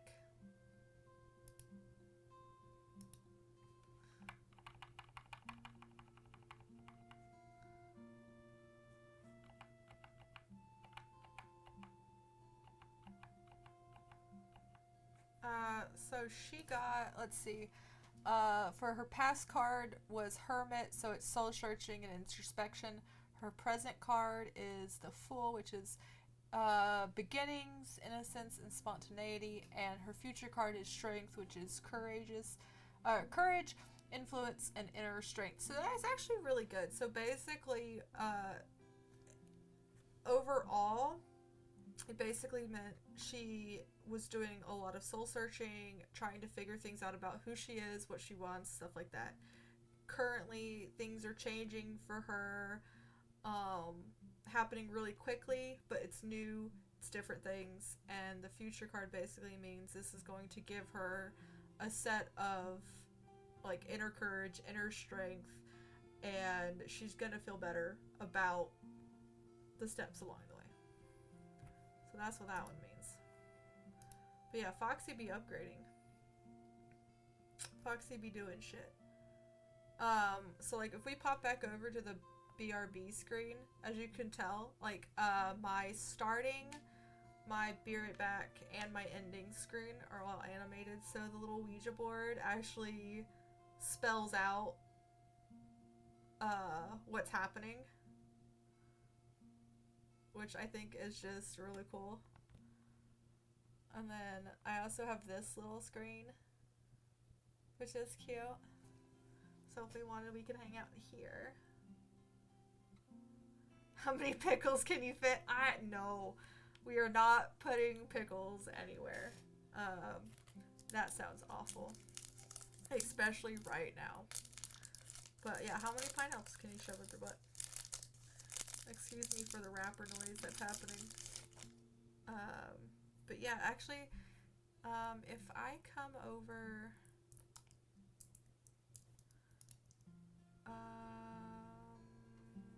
Stream Elements, that's what I was looking for. My brain lagged. It had to buffer for a second. If we go over to Activity Feed, bitch ass liar is what it is. Wet pickle. Bruh. Will this replay?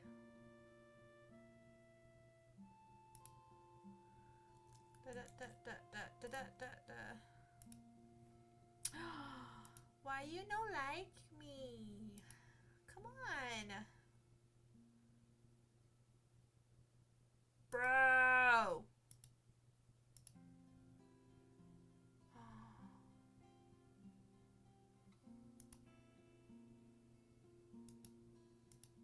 Oh, well that sucks. I don't know. Well, actually, let me open this up. But yeah, they're like little tarot cards that play. And for freaking what's it called?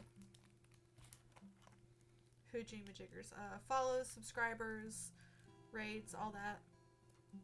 A little card will pop up, and it's a little account. I like that. My schedule picture has also changed, which is really cute. And it follows this thing now. So it looks really spooky. And I like it.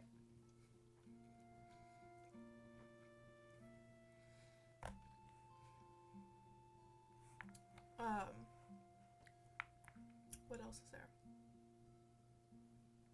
There's also, eventually, there we go. Like that. Thank you. That's very sweet of you. Thank you for the gifting the subscription to Shadow Callie. But yeah, little card like that. That's really cute. I also just realized that in this one.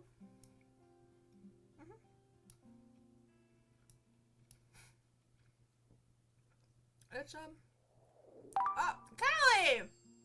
Madam! Thank you for gifting a subscription to Spark the Bird. Force everyone to sub to my wife. I know. Oh yeah, for those that don't know, that's my this is my baking wife. I love her. I love her so much. She makes me the best creme brulee in the world.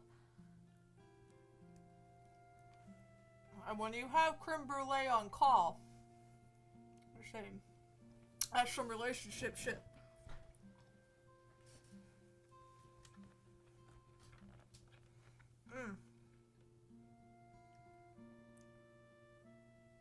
Oh, also, my sub badges changed, and my bit badges have changed as well. So, my sub badges are now tarot cards. And, they go, for the first little while, they'll have the white background, and the star in the middle will change, so it goes red, orange, yellow, green, blue, pink, purple. It'll be white, black, silver, gold, and then a rainbow. And then after your rainbow card, or your rainbow star, the... Thank you for the gift of sub to Ouija. She's just gonna throw it at everybody, holy shit. Don't hurt your bank, babes. But after the rainbow star, I will go to the go back on the colors, but it will be a holographic card. All the way up into a rainbow holographic card. And I'm so excited. All hail the fox, that's why! All hail the fox, that's why. That's why, Ouija. All hail the fox. The fox. That fox. And I can't do this. That fox, and all of those foxes, and all the other foxes. God, there's so many foxes in this house. It's insane. But all hail the fox. That is right. Hold on. I drooled a little. Foxy is all-knowing and all-powerful. Our Foxy will never lead us astray. Do not question the Foxy. Fox is good. Fox is great. All hail the fox. Oh, Foxy. And honorary shout out to Dr. Fox, who would be lost in praise. May your schedule call me soon. Because I would like to schedule my surgery now. Thank you. If you don't, you will be shunned by those who believe. But you won't be chastised, and you will still be loved and accepted, but you will be slightly shamed. And, your kneecaps will be mine. Fuck. I just remembered that I have that now.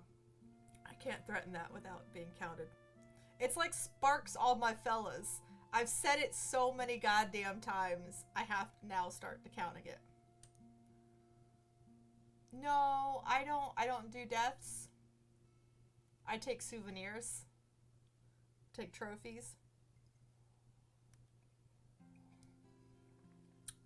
Same. They're truly the superior bone. Like, femurs are great and all, but like, all my birdies. Yeah, you know what? Hold on. Because Sparks being a ding dong, and he forgets that I control his shit too.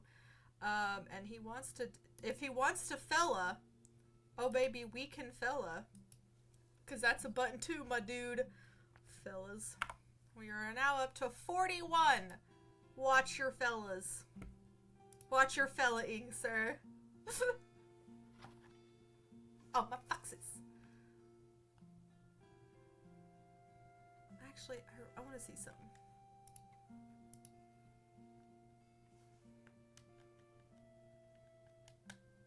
Since they won't have any kneecaps, can I take their femurs? Absolutely. There's 206 bones, babies. Well, actually, 204, technically. I've completely obliterated a couple in my wrist, but like, yeah, 206 bones, go at it. I'm only taking 2 of them. Ooh. New day. I love this picture. That's disgusting, Chibu. I guess boys are a little bit more inclined to have a couple more, but ew. The clavicle is another really good one because it's pretty just, it's a dense bone. Or you could, you know, top part of the skull and just... Fox, you got something shiny for me? Crow treat. Caw-caw.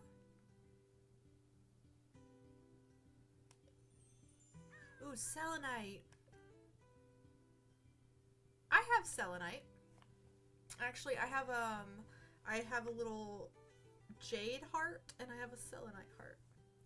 I also have a selenite lamp downstairs, if I'm not mistaken. Let's get our orders out of the way.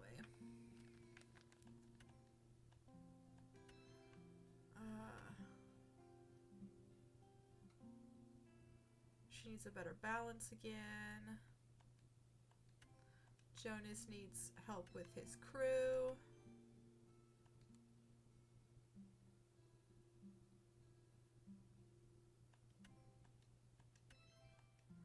FBI, open up. Wow, big discounts. Yeah. Yeah, talk about perfect timing. I don't think I'd be able to afford Jemima's antiques otherwise. There's some I was thinking of crafting. I'm not entirely sure yet. I'm still figuring them out, but I'll make sure to tell you when I know. I wonder why Jemima's put everything on sale. Maybe she's sick of having her inventory lying around. I am curious if she's tied to the old witch somehow. Should go dig out the cell. Let's do our spells real quick, though. So Mel needs a potion. Rosemary. I don't know why my brain just lagged there for a second. Pea flower because it's blue. And hollyhock for Venus. I'm gonna go listen to an audiobook. I love you. Mwah, I love you. Bye. Have a good audiobook. I'll be here witching. And attempting not to die. Boundaries potion. I need some of that. I have a very hard time setting and keeping boundaries, but I'm working on it. And oil. I don't do oils often. Help him apologize. Well, I know it's gonna be that and that.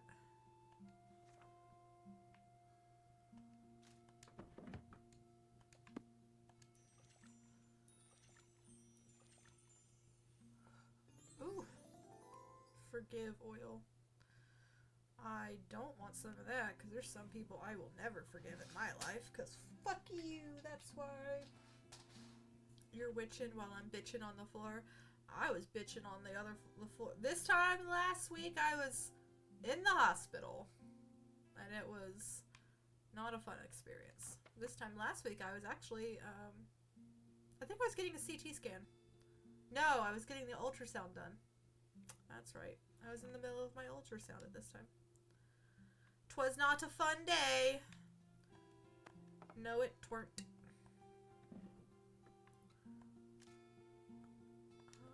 Fuck.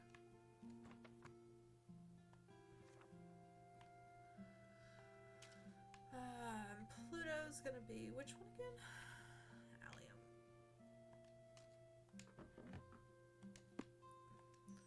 But the witch is on Twitch witchin' while witchin' and bitchin'. Divination oil. Finished. Lovely. I'm actually curious. So we've gotten all but one crystal.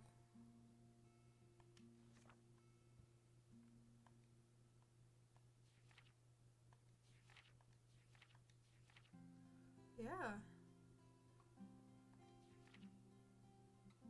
Okay.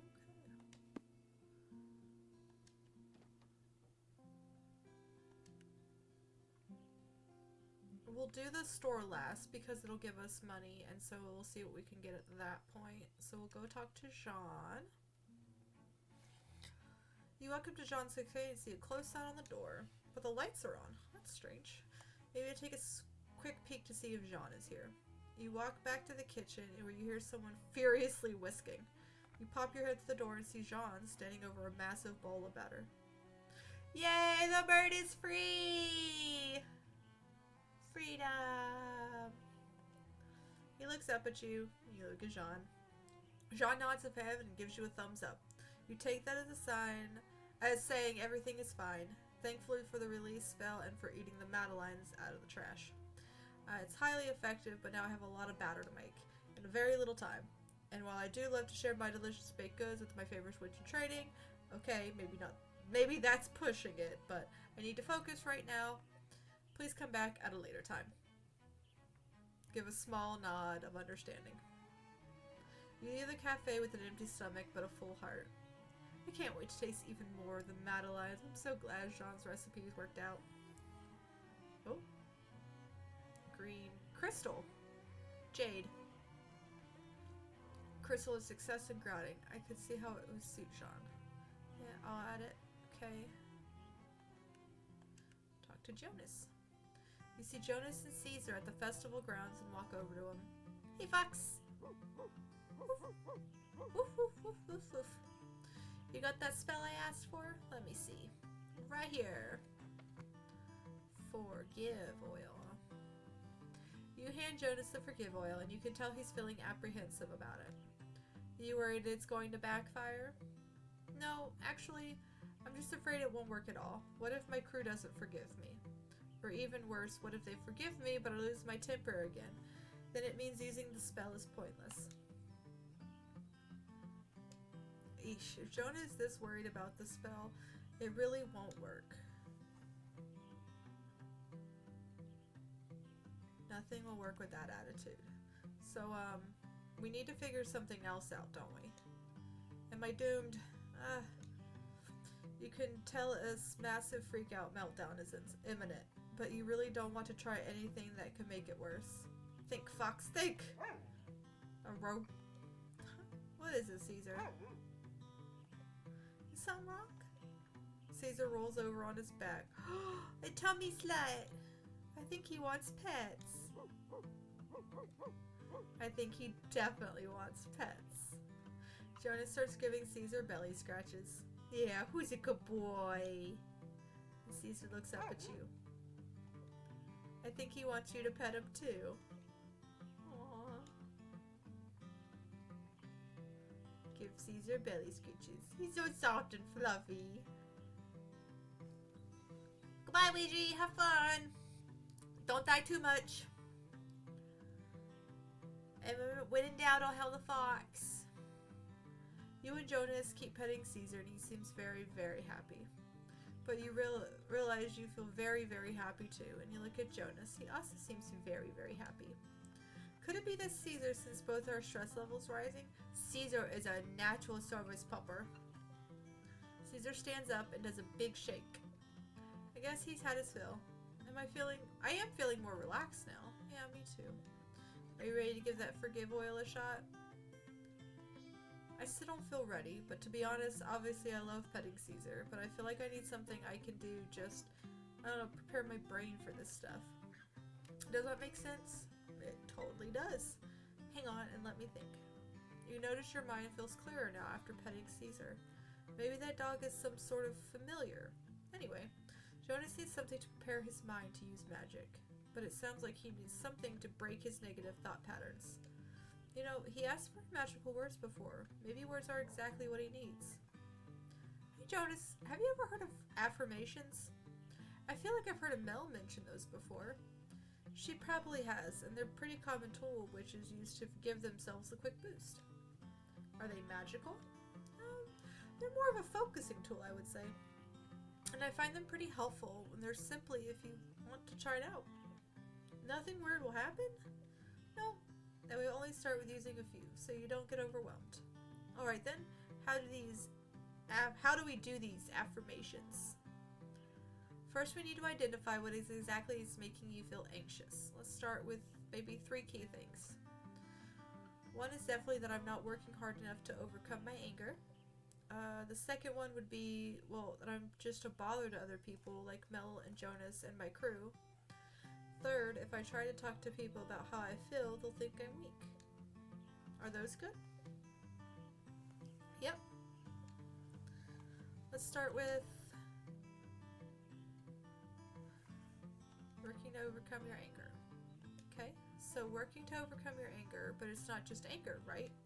No, anger is usually the result when everything gets to be too much. And I'm working on that, or at least I have in the past, but I feel like it's not enough. But you are working on it. Yeah, of course. So how about we come up with an affirmation about making progress instead? To help you focus on how you are working on it and making progress. Mel says progress isn't linear, but maybe she's right. So how about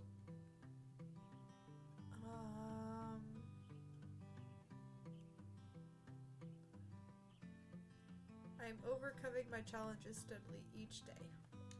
I really am, aren't I? Yep, see? Just saying it out loud helps.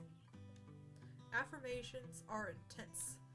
Next, let's do relationship with family and friends. You're afraid you're too much for people, as if you need too much help. That, and I guess they constantly have to be worrying about me. Not that it's bad to think about other people at all. But I mean more like they have to manage me. I don't want them to feel that way. Do they make you feel that way when you try to tell them how you're feeling? No, not usually. I mean, there have been people in the past, but they're always kind of mean. I feel like you need to believe that other people care about you. Take a drink. And that they're listening to you isn't managing you, but showing that they care about you. Yeah, maybe. So how about...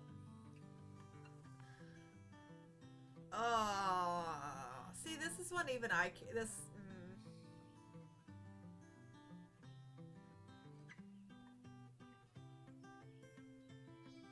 People admire and respect me, and I am worth it. Yeah, saying that out loud feels weird, even though I know it's true.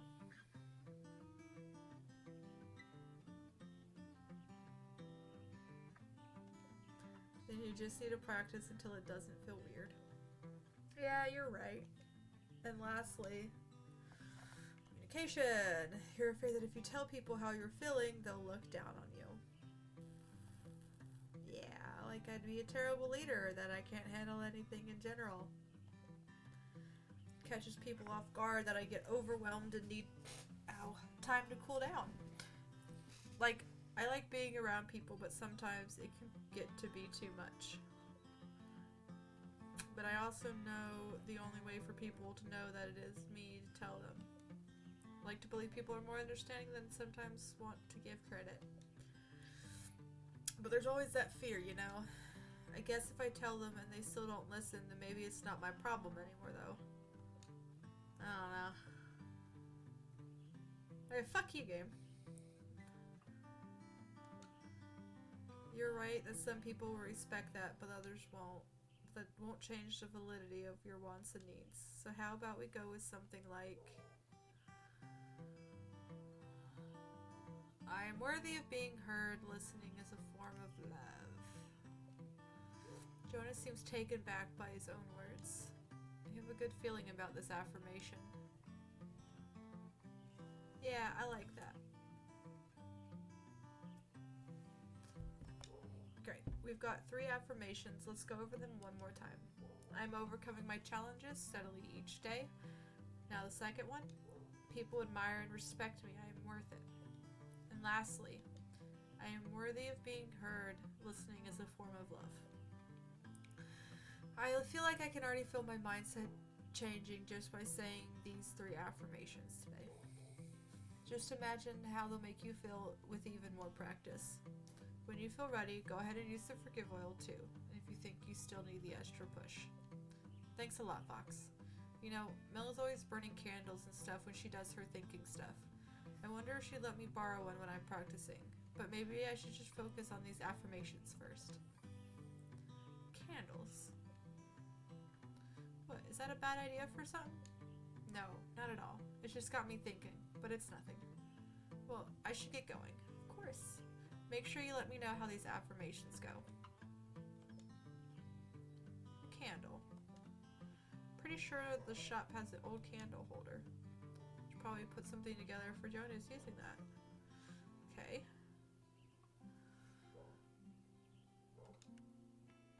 Ruth. You approach Ruth's office. I wonder how the memory incense went. It seemed like Ruth found the walking meditation helpful too. You knock on the door. Ruth, are you busy? Fox, I'm busy, but that doesn't mean I don't have time for a chat. How are you doing? I came here to ask you that. You seem to be in pretty good spirits. I am. I woke up this morning full of energy. Perhaps a little trip up the mountain helped with that. Have you used that memory incense yet? No, actually, I wanted to practice a bit more of what you taught me the other day. But even so, I think getting everything off my chest over these past couple of days, and then taking a small break from things, is it's all left me feeling unexpectedly rejuvenated. I suppose knowing what I want has given me some motivation. Naisha and I have already been discussing all the places I should visit. And of course, Mel is starting to make post-festival plans too. She never stops, that one. Who knew a young witch could have such big impact on our small village? I do what I do. As you do. Honestly, I was a little worried in the beginning, but I knew Marjorie had her reasons for sending you. You really think my Gran planned this? Planned might be a strong term, but she's probably saw an opportunity. I get the feeling that the Gran I know is different from the one you know. It's possibly true. Your family is known for being rather strict. Perhaps Marjorie saw a bit of herself in you, and wanted you to have the option to go down a different path than the one she took. I don't know what path that is. Maybe she's the one that sent you here. But I don't have to leave. But don't I have to leave? Suddenly you hear footsteps running down the hall. Mayor, we have a Oh, Fox, sorry. Am I interrupting? Nope, I think we're just wrapping up. Yeah. Okay, good, because you better come quick. The napkins just got delivered, and they're not the ones I specified. Alright, I'm coming. See you later, Fox. Yep. Selenite for her. This is Christopher Wisdom on blocking energy. That'd be good addiction to Drew's Enchanted. Okay. We have a lot for Ruth. Pardon?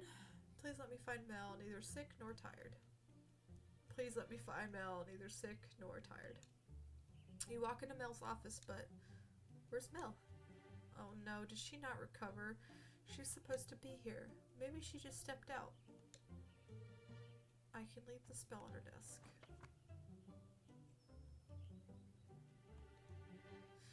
I'll just put it right. Ah!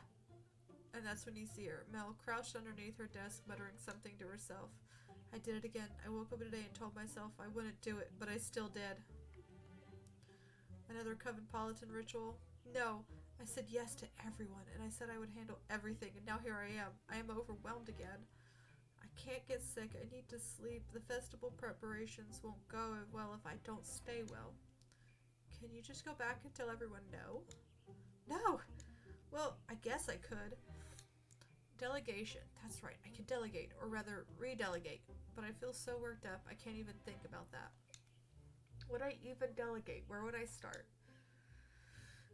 Someday you'll find Mel in a sane state again. Fortunately, I might be too late to use this boundary spell. You wouldn't want to use it before removing your boundaries. Oh, no, I messed up your magic again. That's not what I meant. I just have to push through this again, don't I? But I don't want you to help me with that.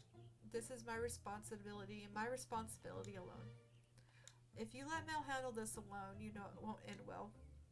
At the same time, using more magic will probably backfire like it did previously. What could help Mel?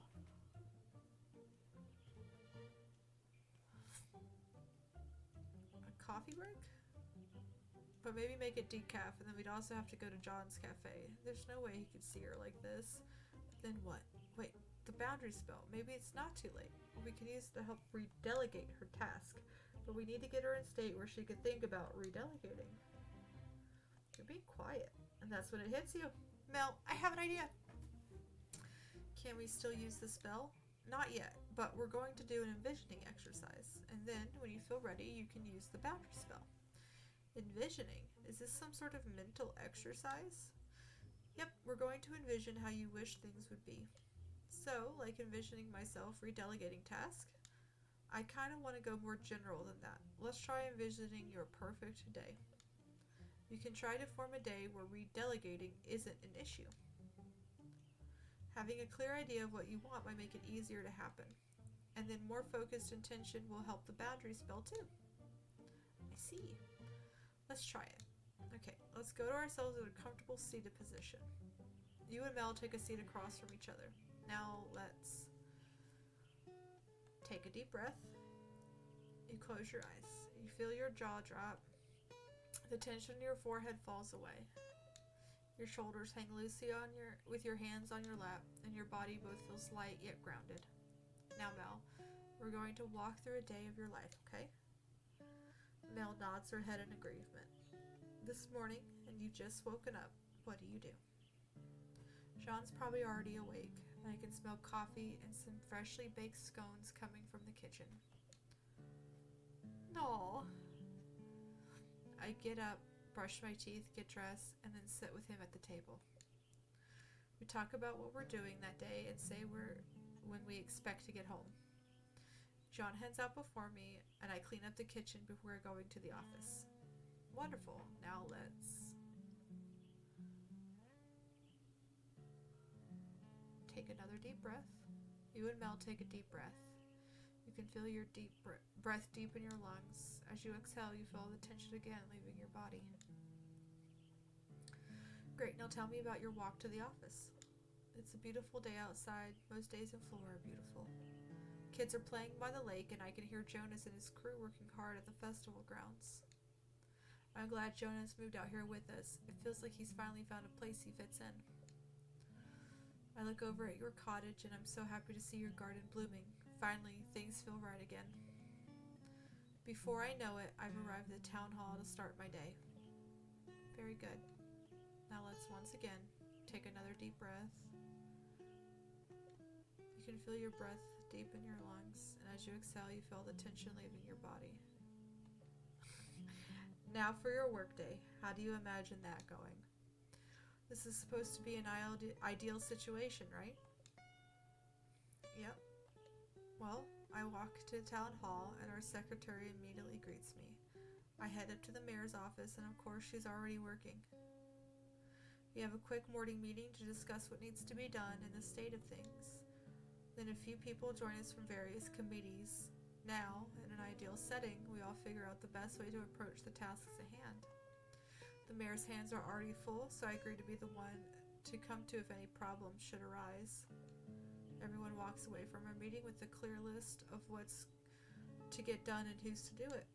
I have my task, but I'm also available to help if needed. Throughout the day, I get asked a few questions and advice on things, but everyone can do their work. And I trust that they can do this work on their own. Things aren't falling apart if I don't know what's happening all the time. Now for the end of your day. Take another deep breath.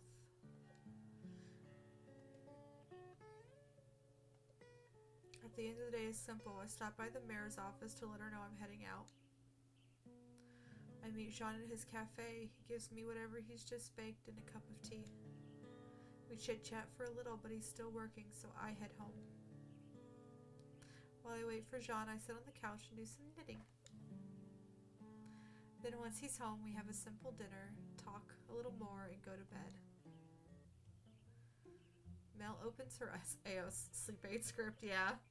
Not very exciting ideal day, is it? It seems a lot more relaxed than your days now.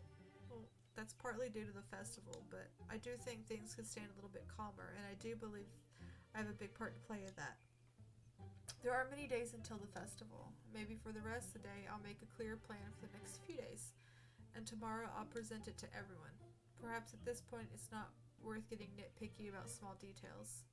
And I'll make sure to use the boundary spells. That way I'll be sure to delegate, instead of being a control freak. So you think the envisioning helped? I do. It's crazy how easy it is to forget to think and reflect sometimes. I wish I had something that helped give me the time. Give you the time. So let's watch for her. Guess it's better late than never. But I feel like I've taken up so much of your time, I should let you get going. I'm just glad I could help. I hope your planning goes well. That's the old hourglass, yeah.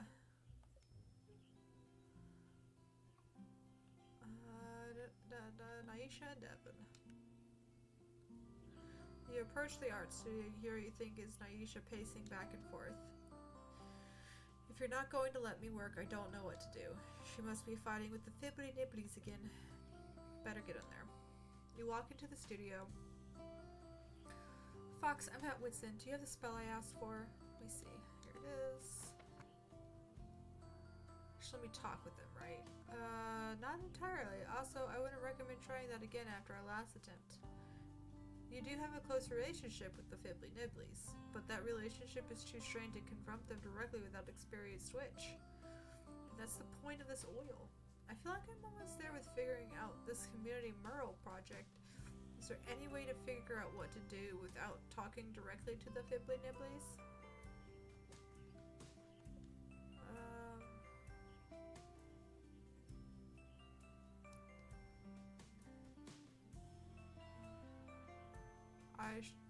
I should just yell at them some more, ignore them until they crumble, fumigate them.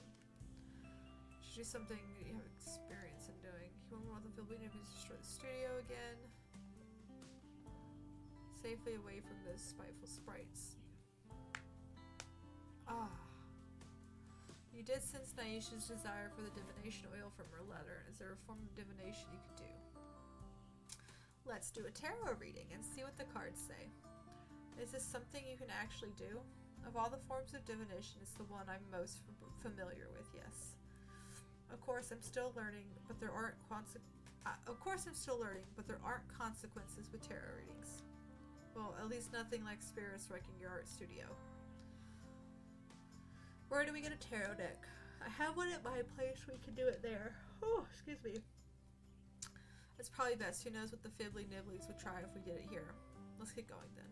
You and Naisha make your way to your home.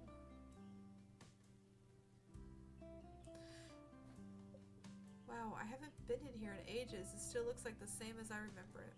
Yeah, I didn't bother changing anything considering I'm not here for that long. Well, that, and I kind of like the place already. I keep my deck on my altar and let's do the reading there. You and Naisha stand over the altar. First, let's apply this oil. Okay. And then let me shuffle the cards to cleanse them from their old energy. You take the cards in your hand and shuffle them a few times.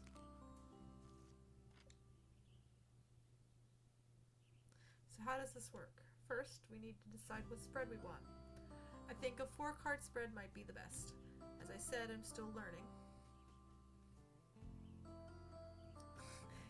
Later, Jubu. Have some fun.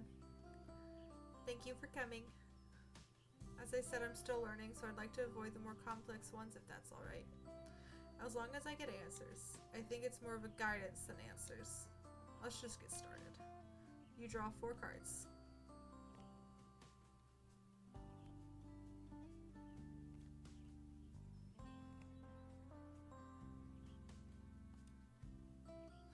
First card will tell us the problem we're facing.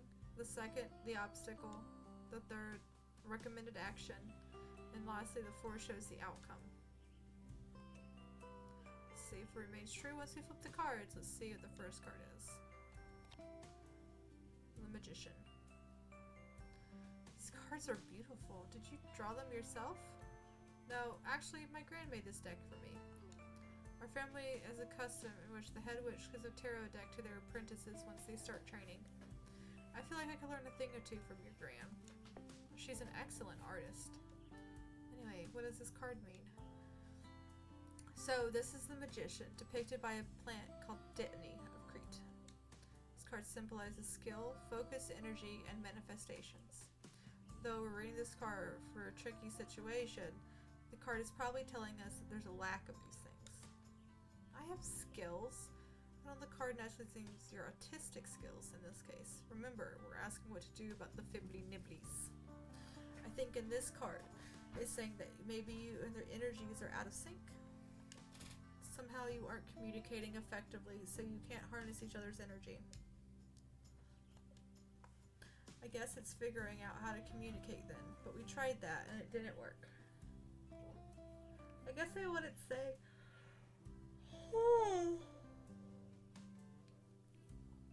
it wasn't our best attempt though, so the card is telling us there's something more to do there.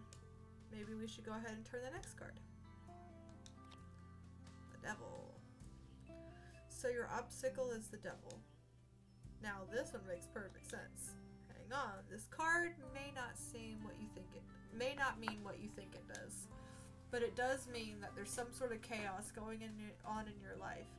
Perhaps some manipulation and confusion.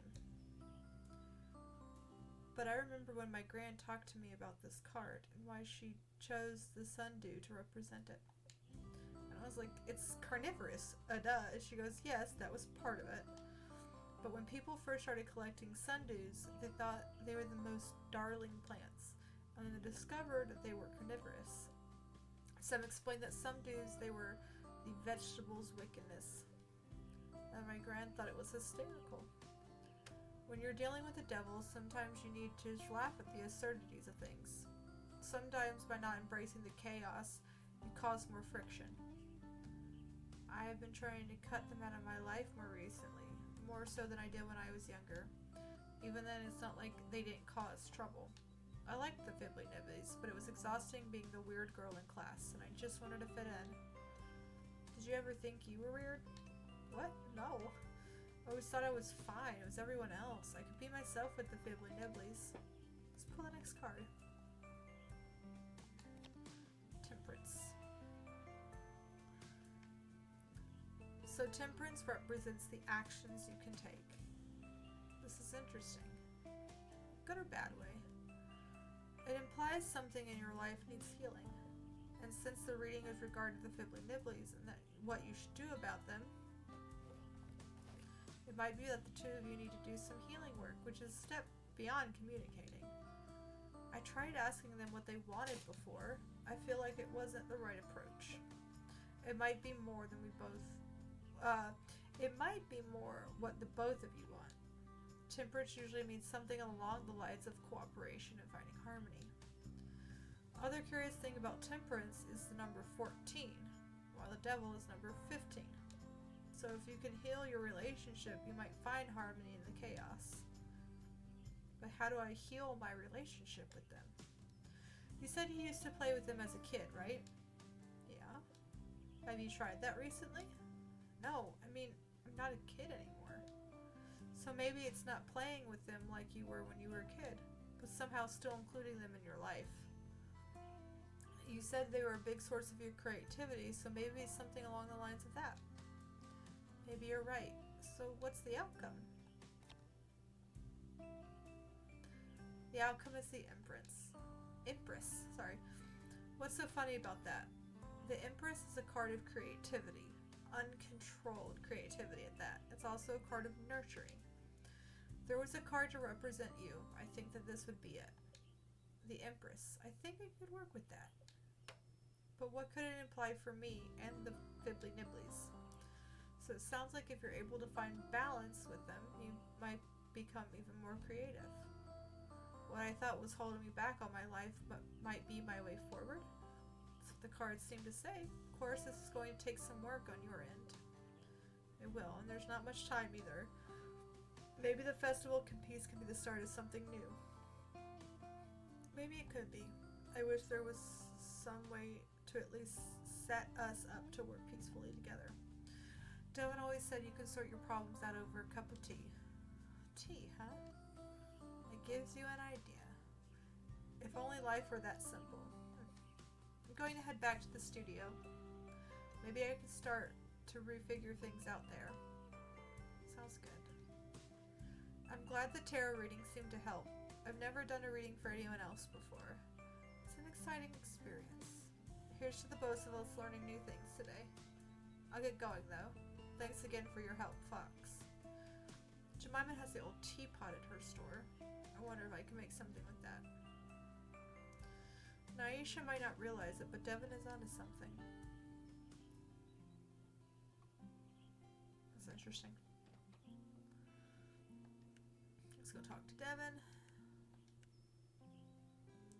I wonder how Devin's meeting with Ruth and Mel went yesterday. They seemed confident enough. And you knock on the music studio door. Fox, I'm so glad you're here. Whoa, did I do something? Yeah, you helped me big time. The countdown meditation along with the confidence spell really worked. Ruth and Mel loved the song I composed. Really? That's great to hear. Though I wouldn't give myself too much credit. You're the one who wrote the song after all.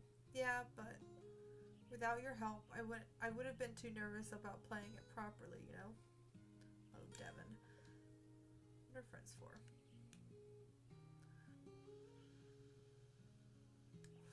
Yeah, the power of friendship. I don't know what I would have done without you.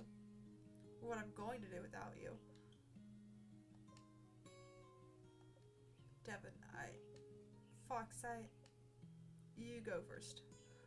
No, you. It's just these past weeks have been really great, even with other ups and downs. And I was about to say the same thing. But let's not focus on the sad stuff just yet. We've got a few days, and then there's the festival. What's left for you to do before the festival? Now that the song's got approved, the musicians need to practice it.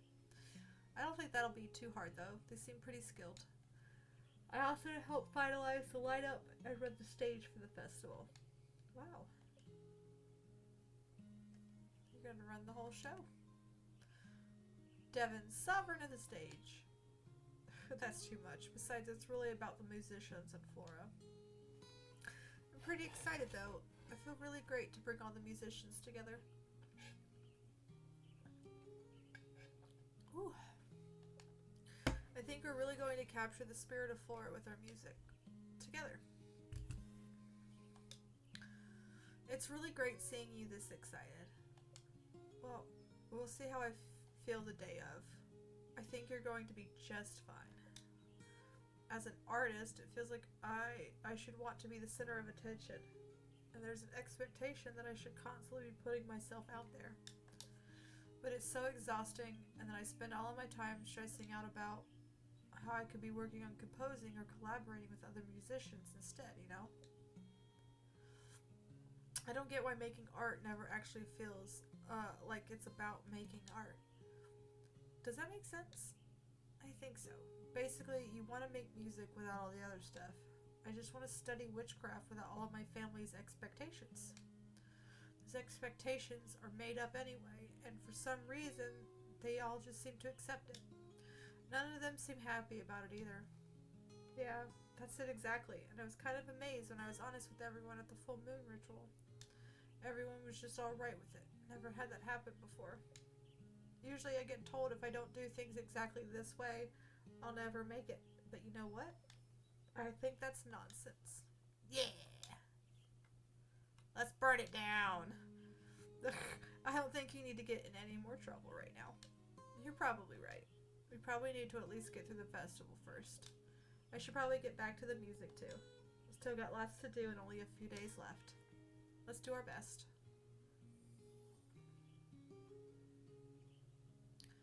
So I missed the amethyst for Devin's locket. Okay.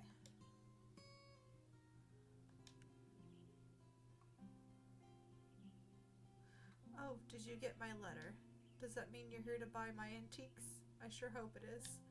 I'm thinking of doing a rebranding after the festival. Maybe something like Jemima's Common Goods. Nothing exciting sold here. Not that I'm not glad you've been a loyal customer during your stay, but I need more than one customer to keep this shop open. That's enough for me. Enjoy the low prices. Oh my god! Really cheap.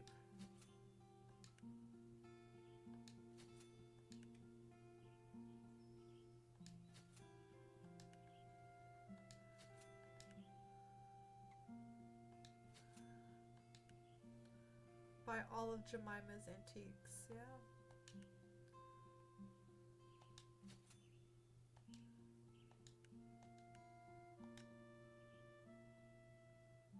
What on earth?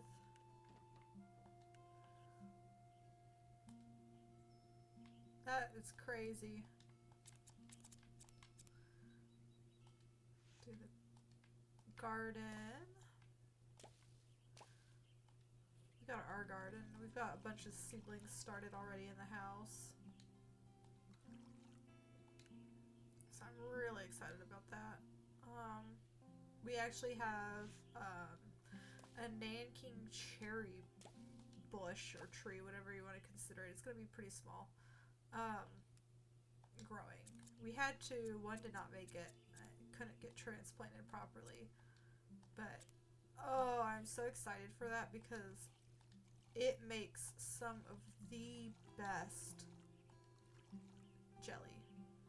And it is so worth it. It doesn't like to bind itself really well. So it is kind of a thinner consistency.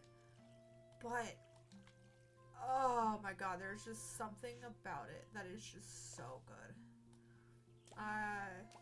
When we lived in Montana, we actually found it. We had a house that we were in, and going through some shit with my ex, you know, we found it, and we were like, I wonder if this is poisonous, and we ate a couple berries, and we were fine, you know?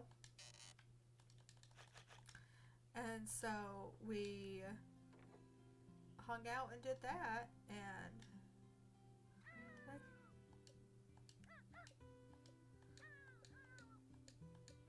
okay, I did give him one. Okay, go to the next day.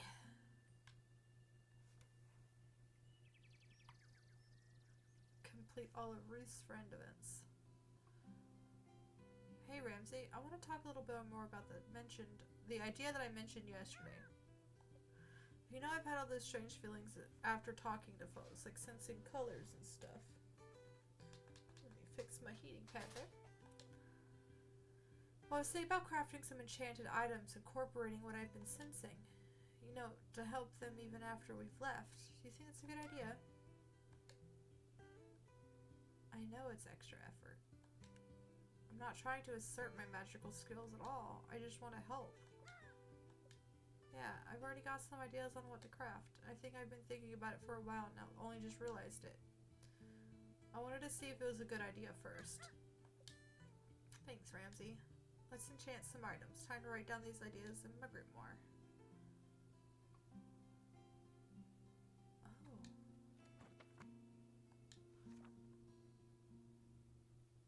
I'm missing a couple. Unless they're doing white.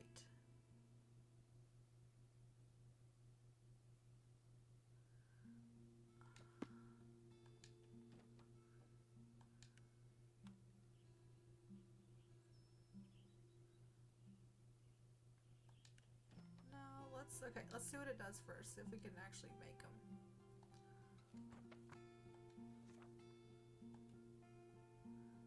Enchanting items is similar to crafting spells. You have to have the right item to enchant. Appears on the altar. You also see the ingredients in the recipe box.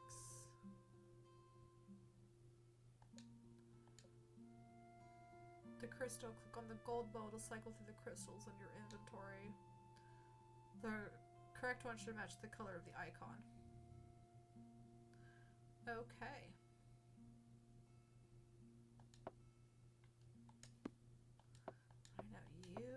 selenite.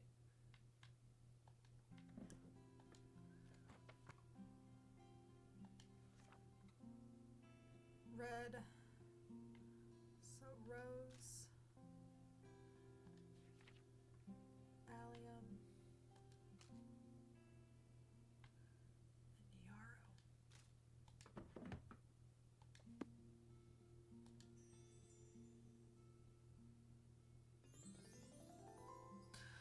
Oh, that's beautiful. That is beautiful. I love it.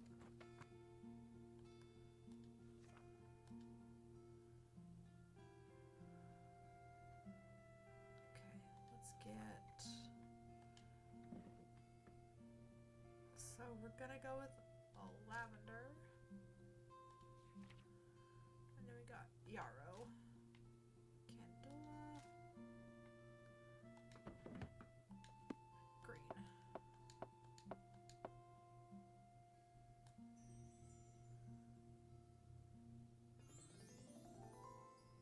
Ooh, also very pretty.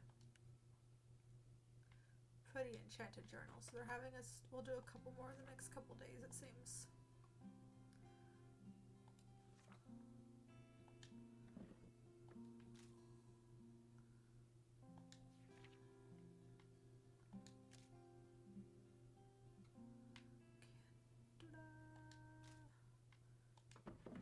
Amethyst.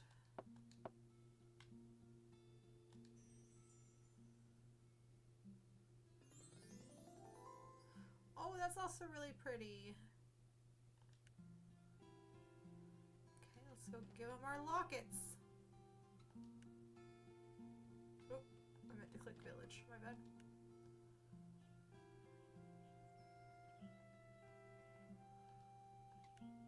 Talk to Mel. I know I've said this before, but please let her be okay. You walk up to Mel's office, you see her sitting at her desk. She actually does seem... Fox, it's good to see you.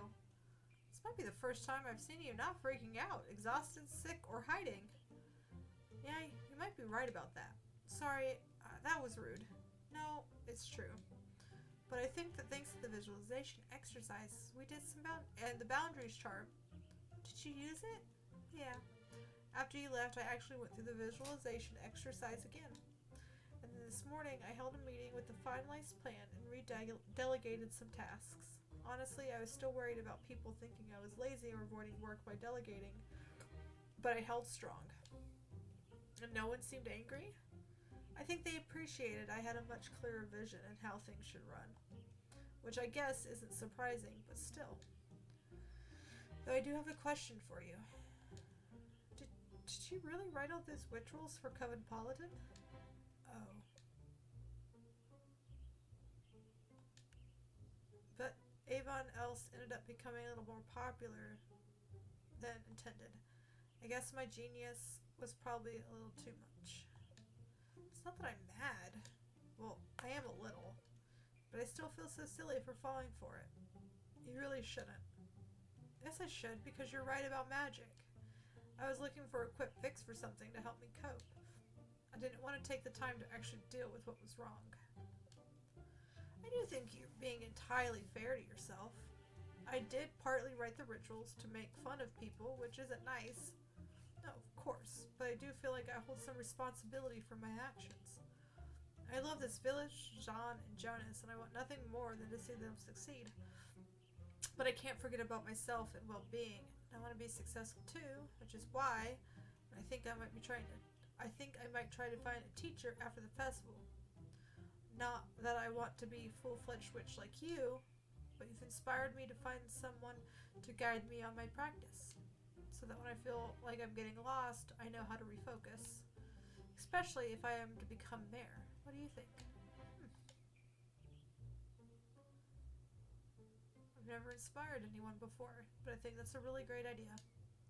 It's a shame you're only left for 2 weeks. Maybe once you're done your training, you should come. You see Mel take a quick look at the clock. My next meeting. I'm so sorry, Fox. I've got to run. Some things never change. I suppose they don't, but I'll see you later, okay?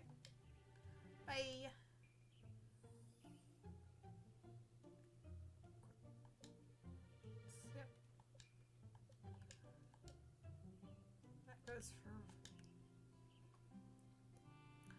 Let's get the besom to Ruth. Never made something like this before anyone else, or anything like this to begin with. You walk up to Ruth's office and knock on the door. Sorry, I'm about to head to a last-minute meeting. Is everything alright? Yes. I just wanted to give you this.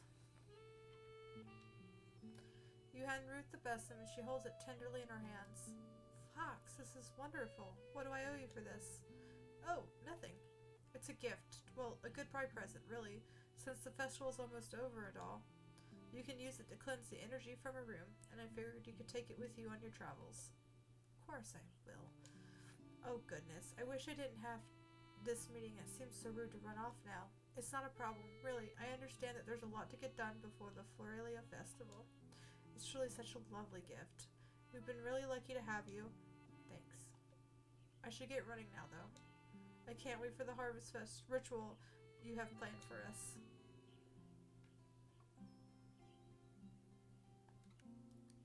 Dr. Jean.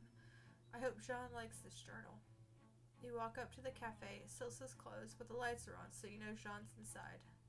Is he still making batter? You walk to the kitchen, and yes, you do and hear Jean making even more batter. I suppose the more Madeline is, the merrier. You poke your head through the kitchen door. Jean looks up at you and gives you another thumbs up. Hold up the journal. Jean sees the journal. He stops misking and walks over to you. What's this? It's for you. He takes the journal and flips through its pages. So you can write down all your thoughts and stuff, like if you're stuck on a recipe. Or mad at another critic. Or anything, really. I see. It's also a goodbye present. Goodbye? Yeah, I'm leaving after the festival, so... That's right. Sean continues to look through the journal. This is good work. You're going to make an excellent witch. Was that a... Did you just compliment me? Am I actually your favorite witch? You're not the only witch I know. So favorite by default. I need to get back to the batter.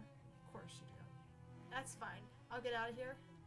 But you better save some of those Madelines for me. Jean nods his head. You leave the cafe. I'm Jean's favorite witch. Aww. You approach the festival grounds and everything's to be running smoothly. I wonder how the affirmation forgive oil combo worked out for Jonas. You spot Jonas and Caesar over by the stage. Hey, Fox. Oh, whoa. What's up? I was just stopping by to ask how yesterday went. Let's take a seat over here. You and Jonas walk over to a bench and sit. Things seem to be going pretty well around here. Yeah, for sure. I was worried for a moment, to be honest. We were still getting stuff done after my freak out, but it was just awkward. Thank you. Huh? I mean, sure, but why? For the spell, duh. Oh, right, of course. Isn't that why you came here, to begin with? To see how it worked? I guess you're right. I had a lot of people giving up on me in the past. But you worked with me on those affirmations, and I practiced the affirmations as you told me to. And I felt ready. I used the oil and called a meeting. And I was really nervous and all, but when I explained everything, no one was mad, like me. The crew could tell something was up after that day, but they didn't want to bring it up until I seemed ready. Obviously, I apologized because lashing out like I did is never okay, but then I explained needing space and getting overwhelmed, especially when I was uncomfortable. Me too, Jonas. We all agreed to communicate better about our needs and keep an eye out for each other. It was the first time I've experienced something like this, some people actually listening. Other than Jean and Mel, of course. One of my crew members was also feeling on edge too. Because of the festival and the pressure to do it so well, I told everyone else to start talking about it too. Before I knew it, we were all talking about how much we wanted the Florelia Festival to succeed. And how we want to do our best. I've never rallied people like that before. It almost felt cleansing. Wait, did you accidentally give me a cleansing spell? Those are a thing, right? No, I didn't. But I'm really proud of you. Thanks. But to be honest, I couldn't have done it without you. My magic only does half the work. but that's still half, and it feels like so much has happened over these past 2 weeks. Even if the festival ends up not meeting expectations, a lot has changed for the better because of you. I know I've been better since meeting you. You're definitely becoming a better leader. We definitely still have to see if I've become a better witch. All that's left is the festival. I keep thinking there's more, but there isn't. There's what comes after the festival. Well, yeah, but I don't really want to think about that, since you'll be... Hug Jonas. You both stand in silence for a little while. I guess I should get back to work now. I don't want all your magic to go to waste. I should get going too. See you later. Aww. He gets the Celestine.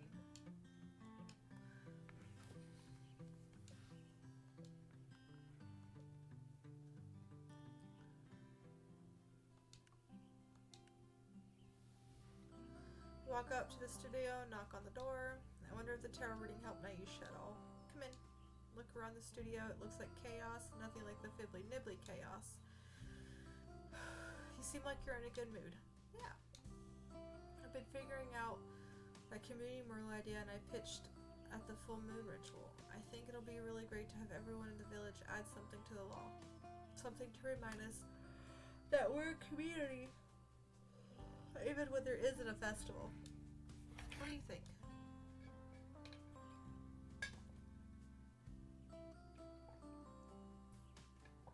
I've never communicated or coordinated a community event before.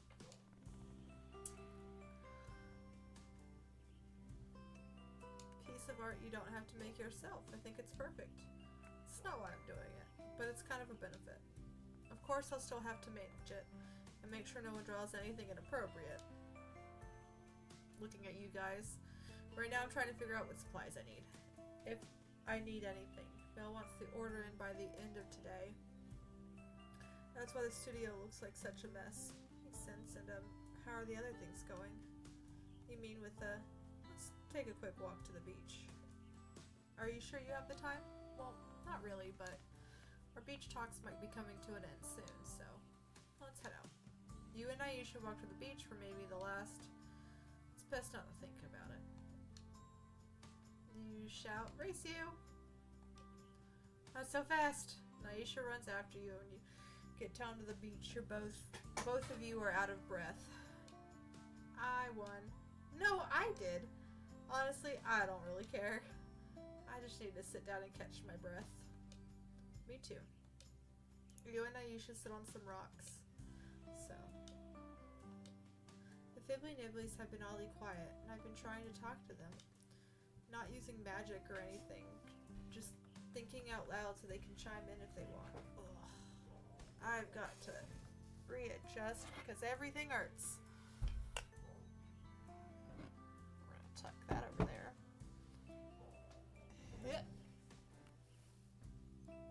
Prop these leggies up. Heck yeah. So. Not using magic or anything, more just thinking aloud so they can chime in if they want. Who knows? Maybe after the last blow up, they exhausted themselves too. They could also be guilty. They could also be feeling guilty for the mess. That would be a first. Though you could be right, but I need them to respond to me if I'm ever going to fix our relationship. But it feels great being this energized about art again. I wish I felt this way all the time. Don't we all? Right? Sometimes I wonder if it's worth turning your passions into work. The highs are so high, but the lows leave you completely burnt out. And then add spiteful spirits on top of it. That's not actually entirely fair. When I got home, I went instantly into push-away mode, which is why they acted poorly. It's hard to figure out the right thing to do when you're exhausted. At least the festival's almost here. It'll be a lot off my mind for sure. These talks have been super helpful over the past few weeks too. Going to miss them. Too. But we can't get depressed before the festival, right? Right. Naisha stands up proudly and looks out towards the ocean. The festival is going to be a huge success.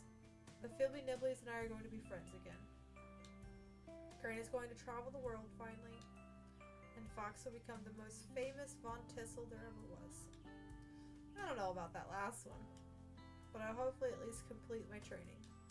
I think I'm going to cut this beach chat a little short. I don't want my creative energy to go to waste. Neither do I. Good luck with the final preparations. Bye. We look out at the ocean. Our final beach chat, huh? Whatever this feeling is I'm feeling right now, I'm not liking it very much. I'll get depressed before a festival if I want to get depressed before a festival. I do what I want. It's been nice getting to know Naisha these past few weeks. I wish there was something I could add to her teapot to help her. The citrine. Let me jot that down.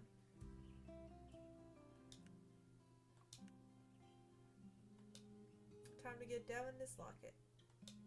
You walk up to the music studio and knock on the door. I don't have a lot of time, but no worries. I just made you something. Holds up the locket. Wow, this is... Devin put on the locket. They said you wanted something to help you remember to stay calm, so I made this with you in mind, and I hope you... I love it. Devin gives you a big hug. I wish I wasn't too busy with last minute things, or else we could... It's alright, really.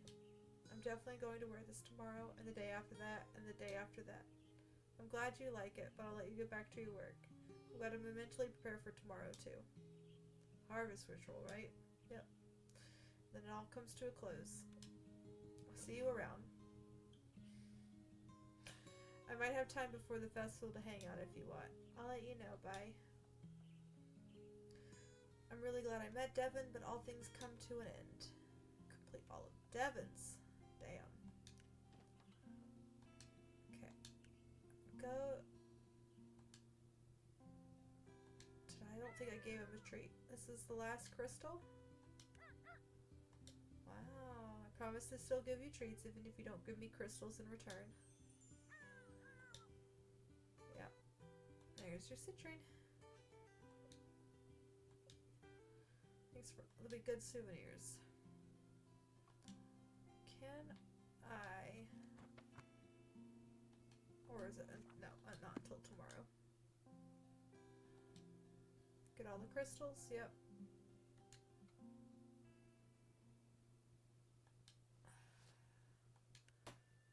Put an end to that day.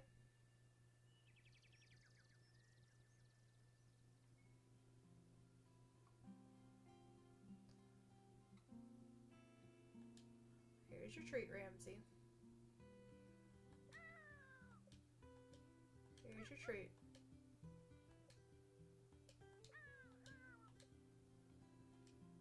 Okay.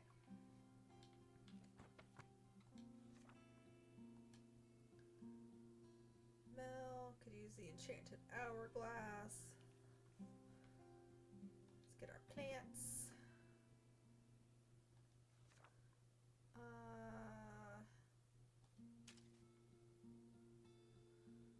That's gonna be that one. Hollyhock.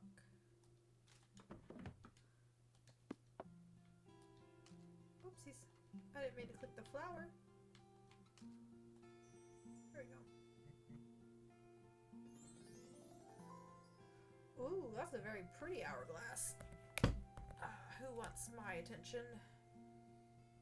Nobody of importance, that's who. Keep crafting.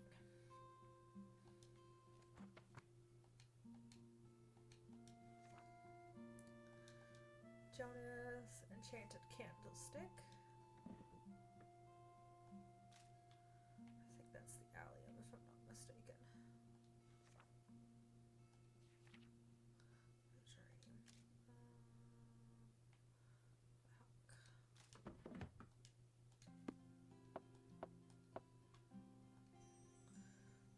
This is for Jonas. That's a very pretty candlestick for Jonas. And then we got our last one for Naisha.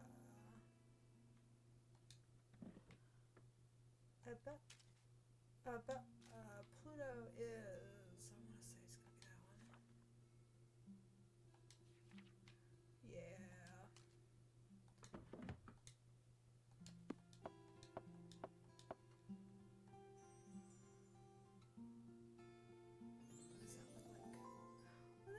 party.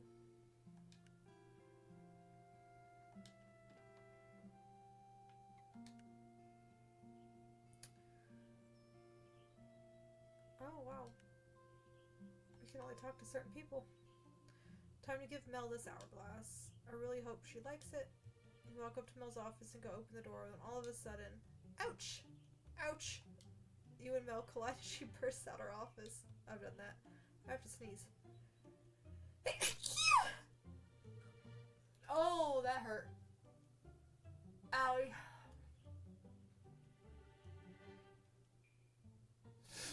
Ooh! Oh my goodness, Fox, I'm so sorry. It's alright. I think I'll survive. Oh, I don't know. That was painful though. Thank you. Ow. I'm running to another meeting. Is there something you need? I just have this for you. This is beautiful. Did you make this? Yeah. I decorate the hourglass with things that remind me of you. It's supposed to help you make time to focus on yourself or whatever. I don't know what to say. That's okay. It's just a little gift, really. You know, for dealing with me over the past 2 weeks. Let me put this on my desk. I'm so sorry that I have to run. Don't worry, I know everyone's busy right now. I need to get ready for the harvest ritual too, so... Of course, we're all looking forward to it. See you at the festival? Yep. There's Mel. We'll do Jonas last, so let's hit up Naisha. Alright, let's drop off this teapot. I really hope Naisha likes it. Knock on the door. Fox! I'm sorry, but I'm actually kind of busy right now. Oh, I just wanted to give you this. What is this? Do you like it? It's beautiful. You really didn't have to. It's partly a goodbye present, but also something to help you mend your relationship with the Fibbly Nibblies. I figure the tea is a nice thing that brings people together, so whenever you're in the studio, you can make some for yourself and the Nibblies. Like an offering. Fox, I'm honestly speechless. Thank you so much. I'll let you get back to work now. Sorry, I'm busy. I'll have a little more time later, though, if you want to talk again. Good luck with the final preparations. Jonas? Time to give Jonas this candle holder. We see Jonas at the festival grounds. Things seem pretty hectic, but it's really coming together. Fox, what's up? I don't have a lot of time right now. Not a problem. I just wanted to give you this. Sure this is for me? This is really fancy. Do you like it? Jeez, yes, of course. I just never owned something like this before. It's a spark when I gave him the fucking controller. I don't have anything for you, though. Don't worry about it. I just thought it would be a really nice souvenir so you don't forget about me. All the ingredients are things that came to me just as we talked over the past few weeks. I figured I'd put them on the candle holder to use to practice your affirmations. Or whatever, really, I don't know. I just wanted to give you... Hey, Fox, I really appreciate it. I really do. I'm glad.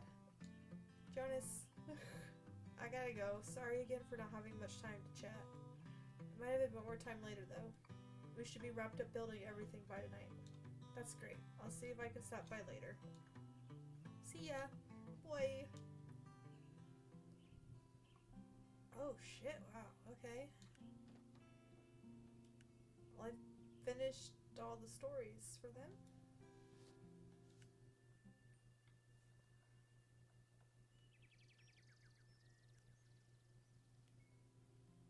Okay. Do I have a plan for today? Not really. Why? Yeah, I know the festival's tomorrow, but we all have to do this is say some words. Not that I plan on just saying whatever, but still. We'll have to just see how much the village is able to pull everything together. Do I plan on going to the festival? I mean, I guess, I have to do for the ritual. That's not what you mean? Then what do you mean? Like for fun? That is a thing I could do. I've never been to a festival before. Yeah, that sounds like fun. I should ask someone to go with me? If I feel close enough to them? Like to hang out? guess I do have friends now, and I've never asked someone to hang out with me before. Do I just ask them? I'm asking Jonas. I'm still so nervous, though. I want to ask Jonas. All I have to do is go to the village and ask someone, right? I guess I know my plans for today, then. Jonas! Ask Jonas to the festival. You've got this, Fox. You walk up to the town square. Yo, Fox, what's up? Hey, what's that face for? Come on, you can do it.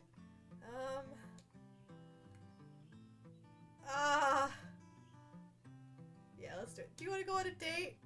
What the heck? Do you have to shout it to the world? Of course I'll go on a date with you.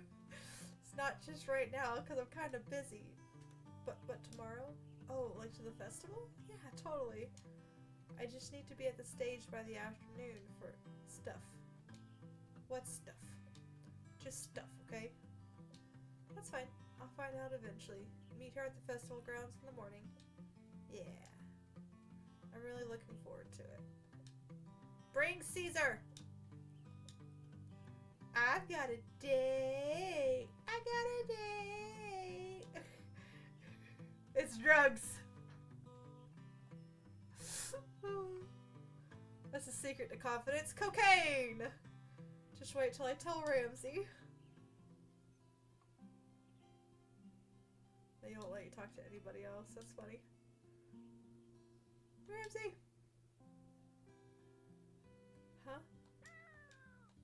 Here's your treat, bye-byes.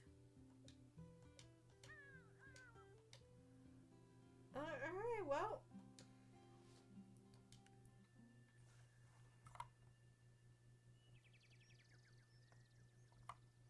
Yeah. Today's the day, Ramsey. Time to see all our hard work paid off. I suppose this means it's our last day in Flora, too. How? Yeah, I don't know how I feel. I do look forward to a peaceful life. It is strange. I didn't think my time here would affect me as much, and I can't believe it's only been 2 weeks. I shouldn't be thinking about such sad things on a day like today. Because I have a date with Jonas! My first date ever! And my last one, for at least for a while, when we go back to Grand's solitary cottage. No thinking about that today, Ramsey. For today, we have fun. And then perform a ritual, and see if the Harvest Festival is a complete failure or not. Oh no, what have I gotten myself into? That's right, keep it together. Flora and my friends are depending on me. I guess all that's left is to head to the festival grounds at the town square. Okay, here's your treat, bye-byes.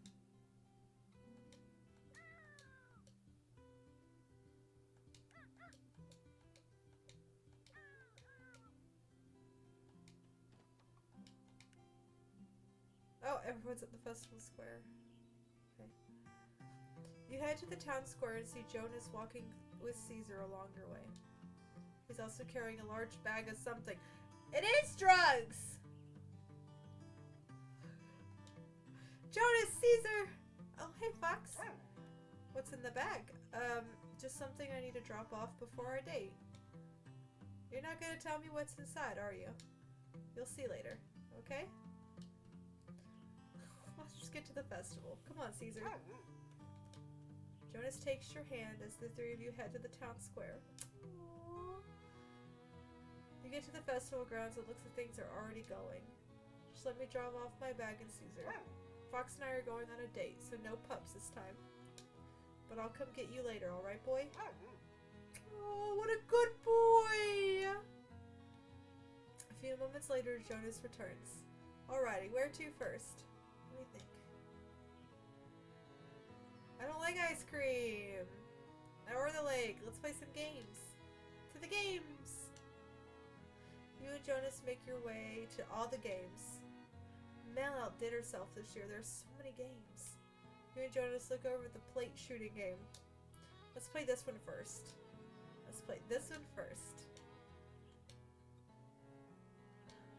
You and Jonas take off running towards the shooting game, and you both pick up guns. It's on! Both of you fire away a few seconds, and a barrage of bullets later, none of the plates are broken. It's okay, it's just a silly game. Yeah, totally silly. Surely there's something we can win here. You look around and that's when you see it. The strongman game. Jonas, let's put those muscles to use. My muscles? You point to the strongman game. Yes, my muscles! I knew they'd be helpful for something. You both run to the strongman game and Jonas picks up the hammer and smashes it. Ding ding ding! Take that, festival games! Woohoo! Jonas was a giant stuffed bear. Here, you can have it so you can remember our date today. You take the bear and give it a big hug. Aww! So what's next? Fine, we'll get some ice cream. Ice cream here is the best. Oh, Jesus! You and Jonas both hold hands as you walk and get ice cream at the stand. What to get? So many flavors. How do I even choose? Let's see. I think I'll get places as order. It's the biggest bowl of ice cream you've ever seen. Think you got enough? I figured we could share it. Let me grab some spoons. You get some spoons and napkins and you find a bench to sit on. You start to eat the ice cream together, but after a while, the bowl still looks mostly full.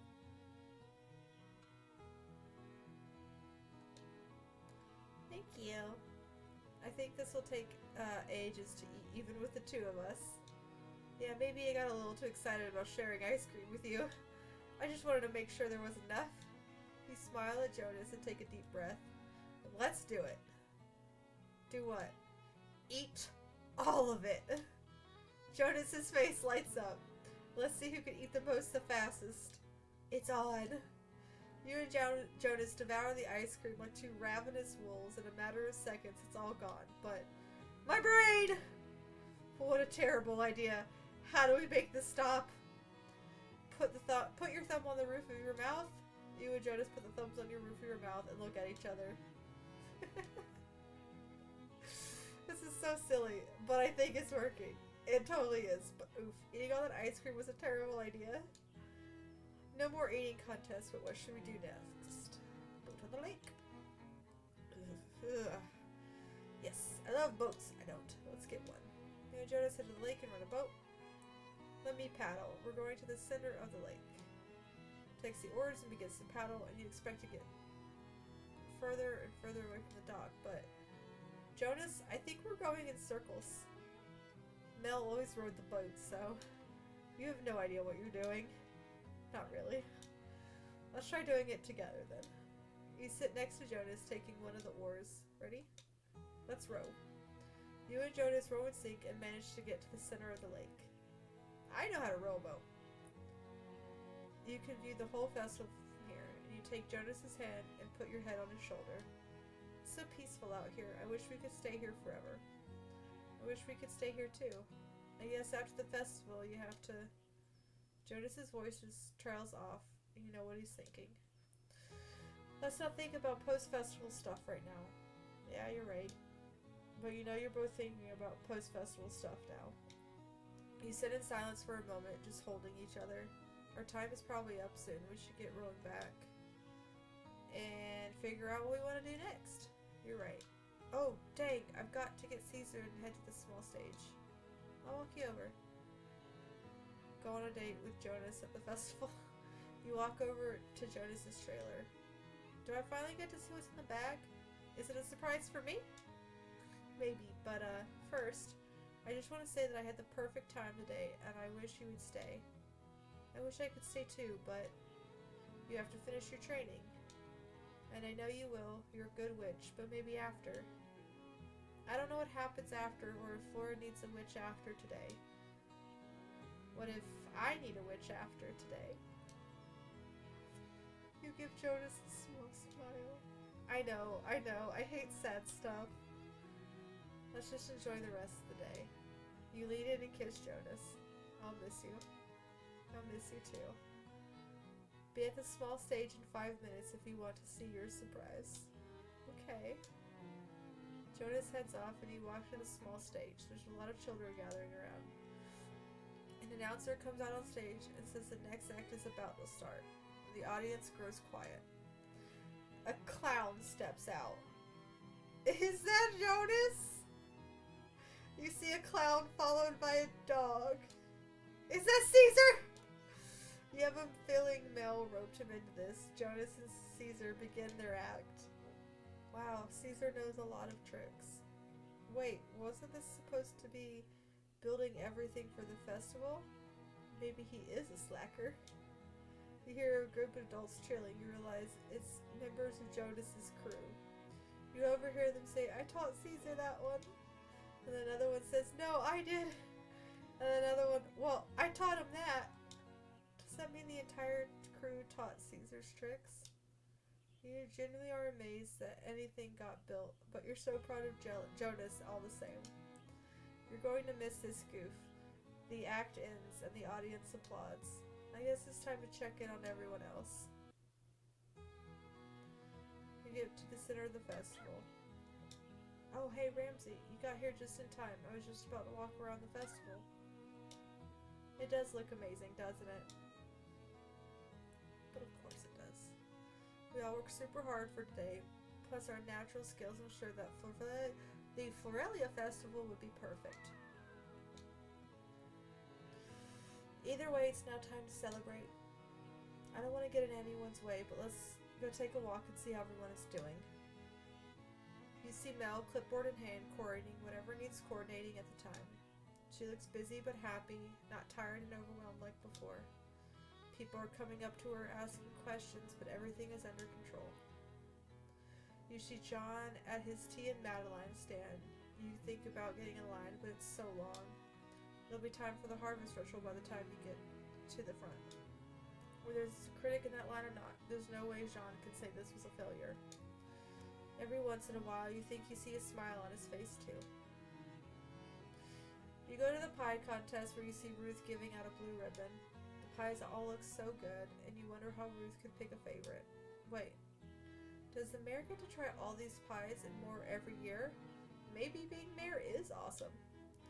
Now you question Ruth's decision to leave and travel, but maybe even tasting pies after 40 years gets a little old. You make your way over to Naisha's community mural. People are having a good time making their mini masterpieces, or in some cases just throwing paint. Every once in a while you see Naisha talking to something on her shoulder. It must be a Fibbly Nibbly. For the first time, Naisha looks like she's truly enjoying herself. Perhaps patching things up with the Fibbly Nibblies was just the trick. You wonder what's going on at the stage. A group of folk musicians are currently playing, but you don't see Devin. You walk around the back and see a group of musicians crowding around them. Devin has some sheet music in their hand, and they're going over it with the musicians. You see a schedule of performers stapled to the back of the stage. This list is so long and so varied. Did Mel and Devin coordinate all of this? Devin doesn't even look like they want to run away from the group of musicians around them. Every once in a while, you see Devin reach up and touch the locket you gave him. Devin must be working some good magic with it. It looks like this festival's already a success, and I'm not even sure the village needs my blessing. You hear the clock strike. Yep, that's our signal. Time for the harvest ritual. The last thing I have to do here in Flora. You head to the main square of the festival just as the villagers finish the altar. You can sense a feeling of hope and joy radiating from the local craftspeople and the farmers. Do you think this is enough for the ritual? Agreed. I think it's more than enough. This is incredible. I've never seen such an abundant harvest altar. What kind of jam is that? Right. We'll feast after the ritual. Everyone felt very inspired this year. Perhaps you had something to do with it. I am brilliant after all. I'm just joking, sort of. But I'm not taking credit for all of this. Everything here took longer than 2 weeks to prepare. Just look at these crops, jams, baked goods, and crafts. And then together we figured out how to bring everyone and everything together again. Shall we get started then? You take a deep breath. You guess this is it. I think we're ready. Take a few steps back and put your hands out. Now everyone, I want you to make a circle and hold hands. It's time to begin our harvest ritual. All the villagers gather around and take each other's hands. O harvest goddess of Florida, we come together today to give thanks for your magic. For without you to nourish our soils and community would have none of the offerings before you now. Please share our bounty with us on this day and continue to bless us with peace and happiness. We've all worked hard to grow these grains and fruits to unite our community through art, music, and good food. All to honor you. Villagers of Flora, join and chant. Blessed be, blessed be, blessed be. And now, to close this rite, let us feast in the presence of our goddess. And so the feast begins. You can sense the energy in Flora has changed since you arrived. People are talking, laughing. I will get to that. Actually, this might be the end. 1 second. The orb. Un momento. Should go. We'll pop down here real quick. And then we are going to turn that on. And then we are going to turn that off. So, we'll finish this out with the orb. This is the orb! This is my wonderful orb. Orb. Orb. Look how cute I am! Simply having a good time. Maybe in the end, coming to Flora wasn't so bad. You're sad to leave, but you're glad to go with a sense of accomplishment. But still, you wish you didn't have to go. Huh? Who's that? You see Ruth standing on a chair with a glass in hand. I want to say a few words. First, I've never been so proud as I am right now to be the mayor of Flora. We've all accomplished so much today. Maybe the harvest goddess be pleased with your hard work, but secondly, Fox, I know you already said you don't want to take credit, but I think I speak for everyone I say thank you from the bottom of my heart. It's been an interesting 2 weeks, but none of this would have been possible without you. That is why, as one of my final acts of mayor, I ask you to please return to Flora as our village witch once you've completed your training. Wow, you really weren't. I wasn't expecting this. You look over at Jonas and you're both thinking the same thing. After you finish your training, you can come back to Flora. This isn't goodbye forever. Yes! I'll be the most brilliant village witch there ever was. Everyone begins to cheer. Jonas runs and gives you a big hug and kiss. Aww! I can't wait for you to come back. Neither can I. And so the festival continued into the early hours of the morning, and the food was eaten, and people danced until they could dance no more. It was time to catch your train home when you got home. You're glad you didn't have to have time for any sorrowful goodbyes. They were unnecessary anyways, and you know you'd be back someday. You went through a lot during your time in Flora. You were desperate to prove yourself as a witch at first. But then you made friends and joined a community, and you realized there was nothing to prove. And everything else is in the village realized the strength of a community and themselves too. Naisha will now find strength and creativity in her relationship with the Fiddly Nivvies instead of keeping them and her true self at a distance.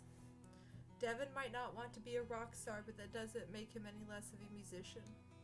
Perhaps Devin not focusing themselves to be something that they're not will also make it easier for them to make new friends. Jonas will always be a little goofy, but with Caesar by his side and the trust of his crew, you know he's finally found his place. Unlike her brother, Mel will probably always be a little uptight. But with her witch training and the festival's success, you believe Mel has finally figured out how to find balance in her life. Sean better have a bunch of new tasty delights for you when you come back. Everyone's enthusiasm for his battle edge showed him that even if he has an off day, We all know he's talented. We can't be perfect all the time. And lastly, Ruth, our fearless leader. Okay, maybe not fearless, but she navigated Flora through a lot of during her time as mayor. Now she's ready for the next step in her life. You'll be the first to buy Ruth's memoir about her travels. Well, Naisha will probably be first, but you'll definitely be second. And now it's time to get back home and finish your training. You can't wait to show your Gran everything you learned on Flora, and you know she'll be proud of you. Sure, you might still butt heads sometimes, but you know she cares about you. If she didn't, she would never send you to Flora. And now you feel more ready than ever to become the witch you always dreamed of becoming.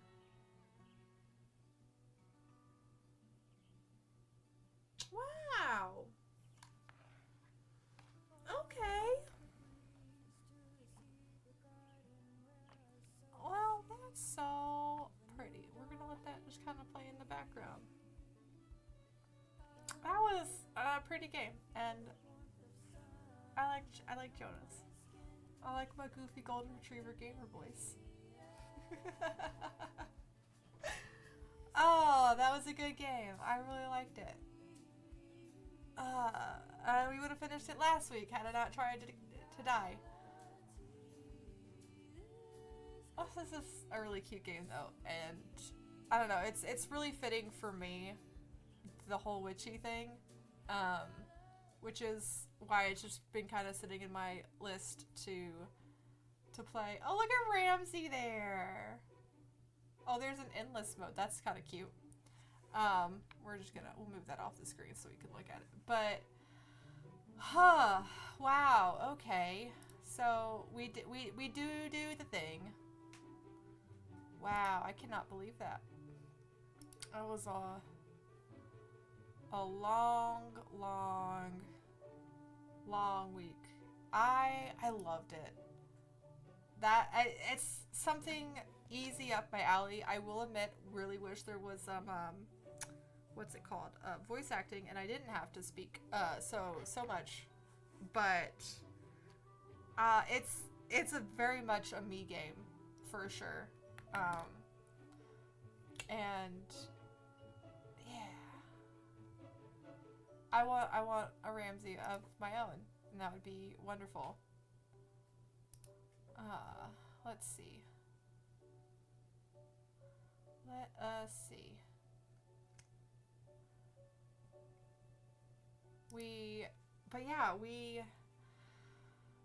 What's tomorrow?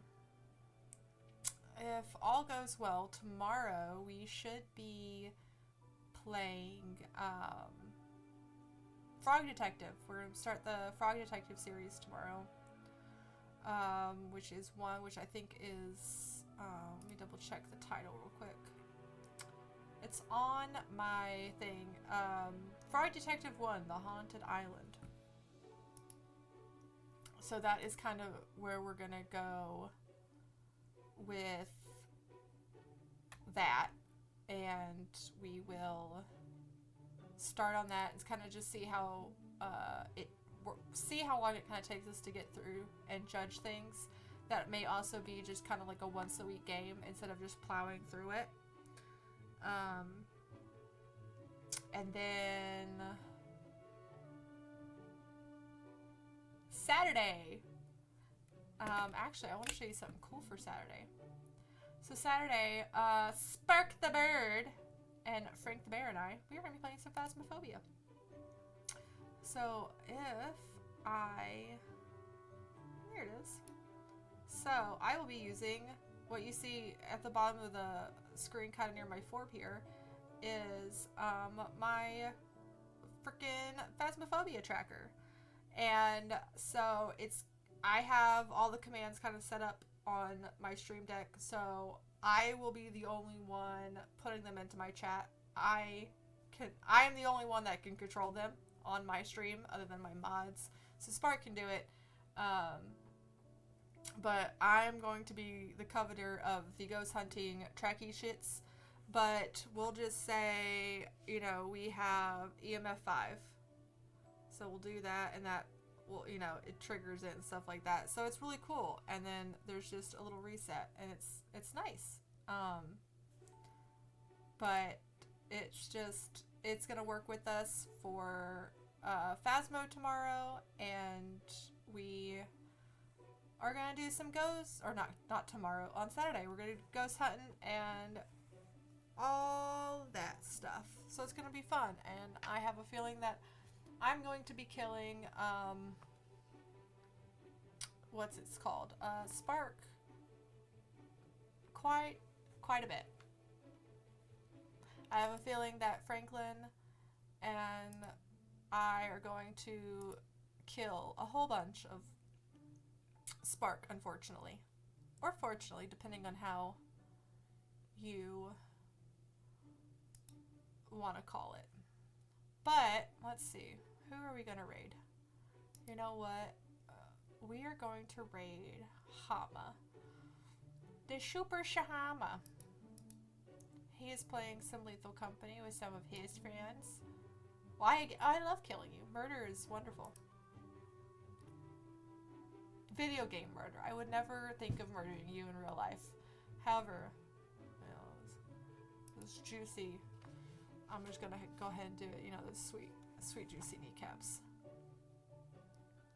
You could go ahead and give them to me. That would be great. Thank you. Anyway, we're gonna raid Hama, and we can watch him. I think him, Angle, Juba. I don't know who else is playing. I can never remember. I can't remember who the fourth person is, but I do believe it's Angle, Juba, and somebody else. But we're gonna go over there, share your love with them, and yeah, thank you everybody for coming.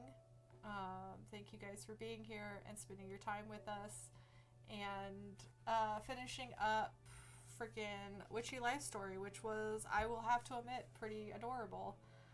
But I hope you have a good rest of your Tuesday, for however much of it you have left. Thanks for putting up with me last week when I was essentially out of commission, and understanding that I will be out of commission again soon. So yeah, thank you. I love you guys so much, and I will speak to you all later.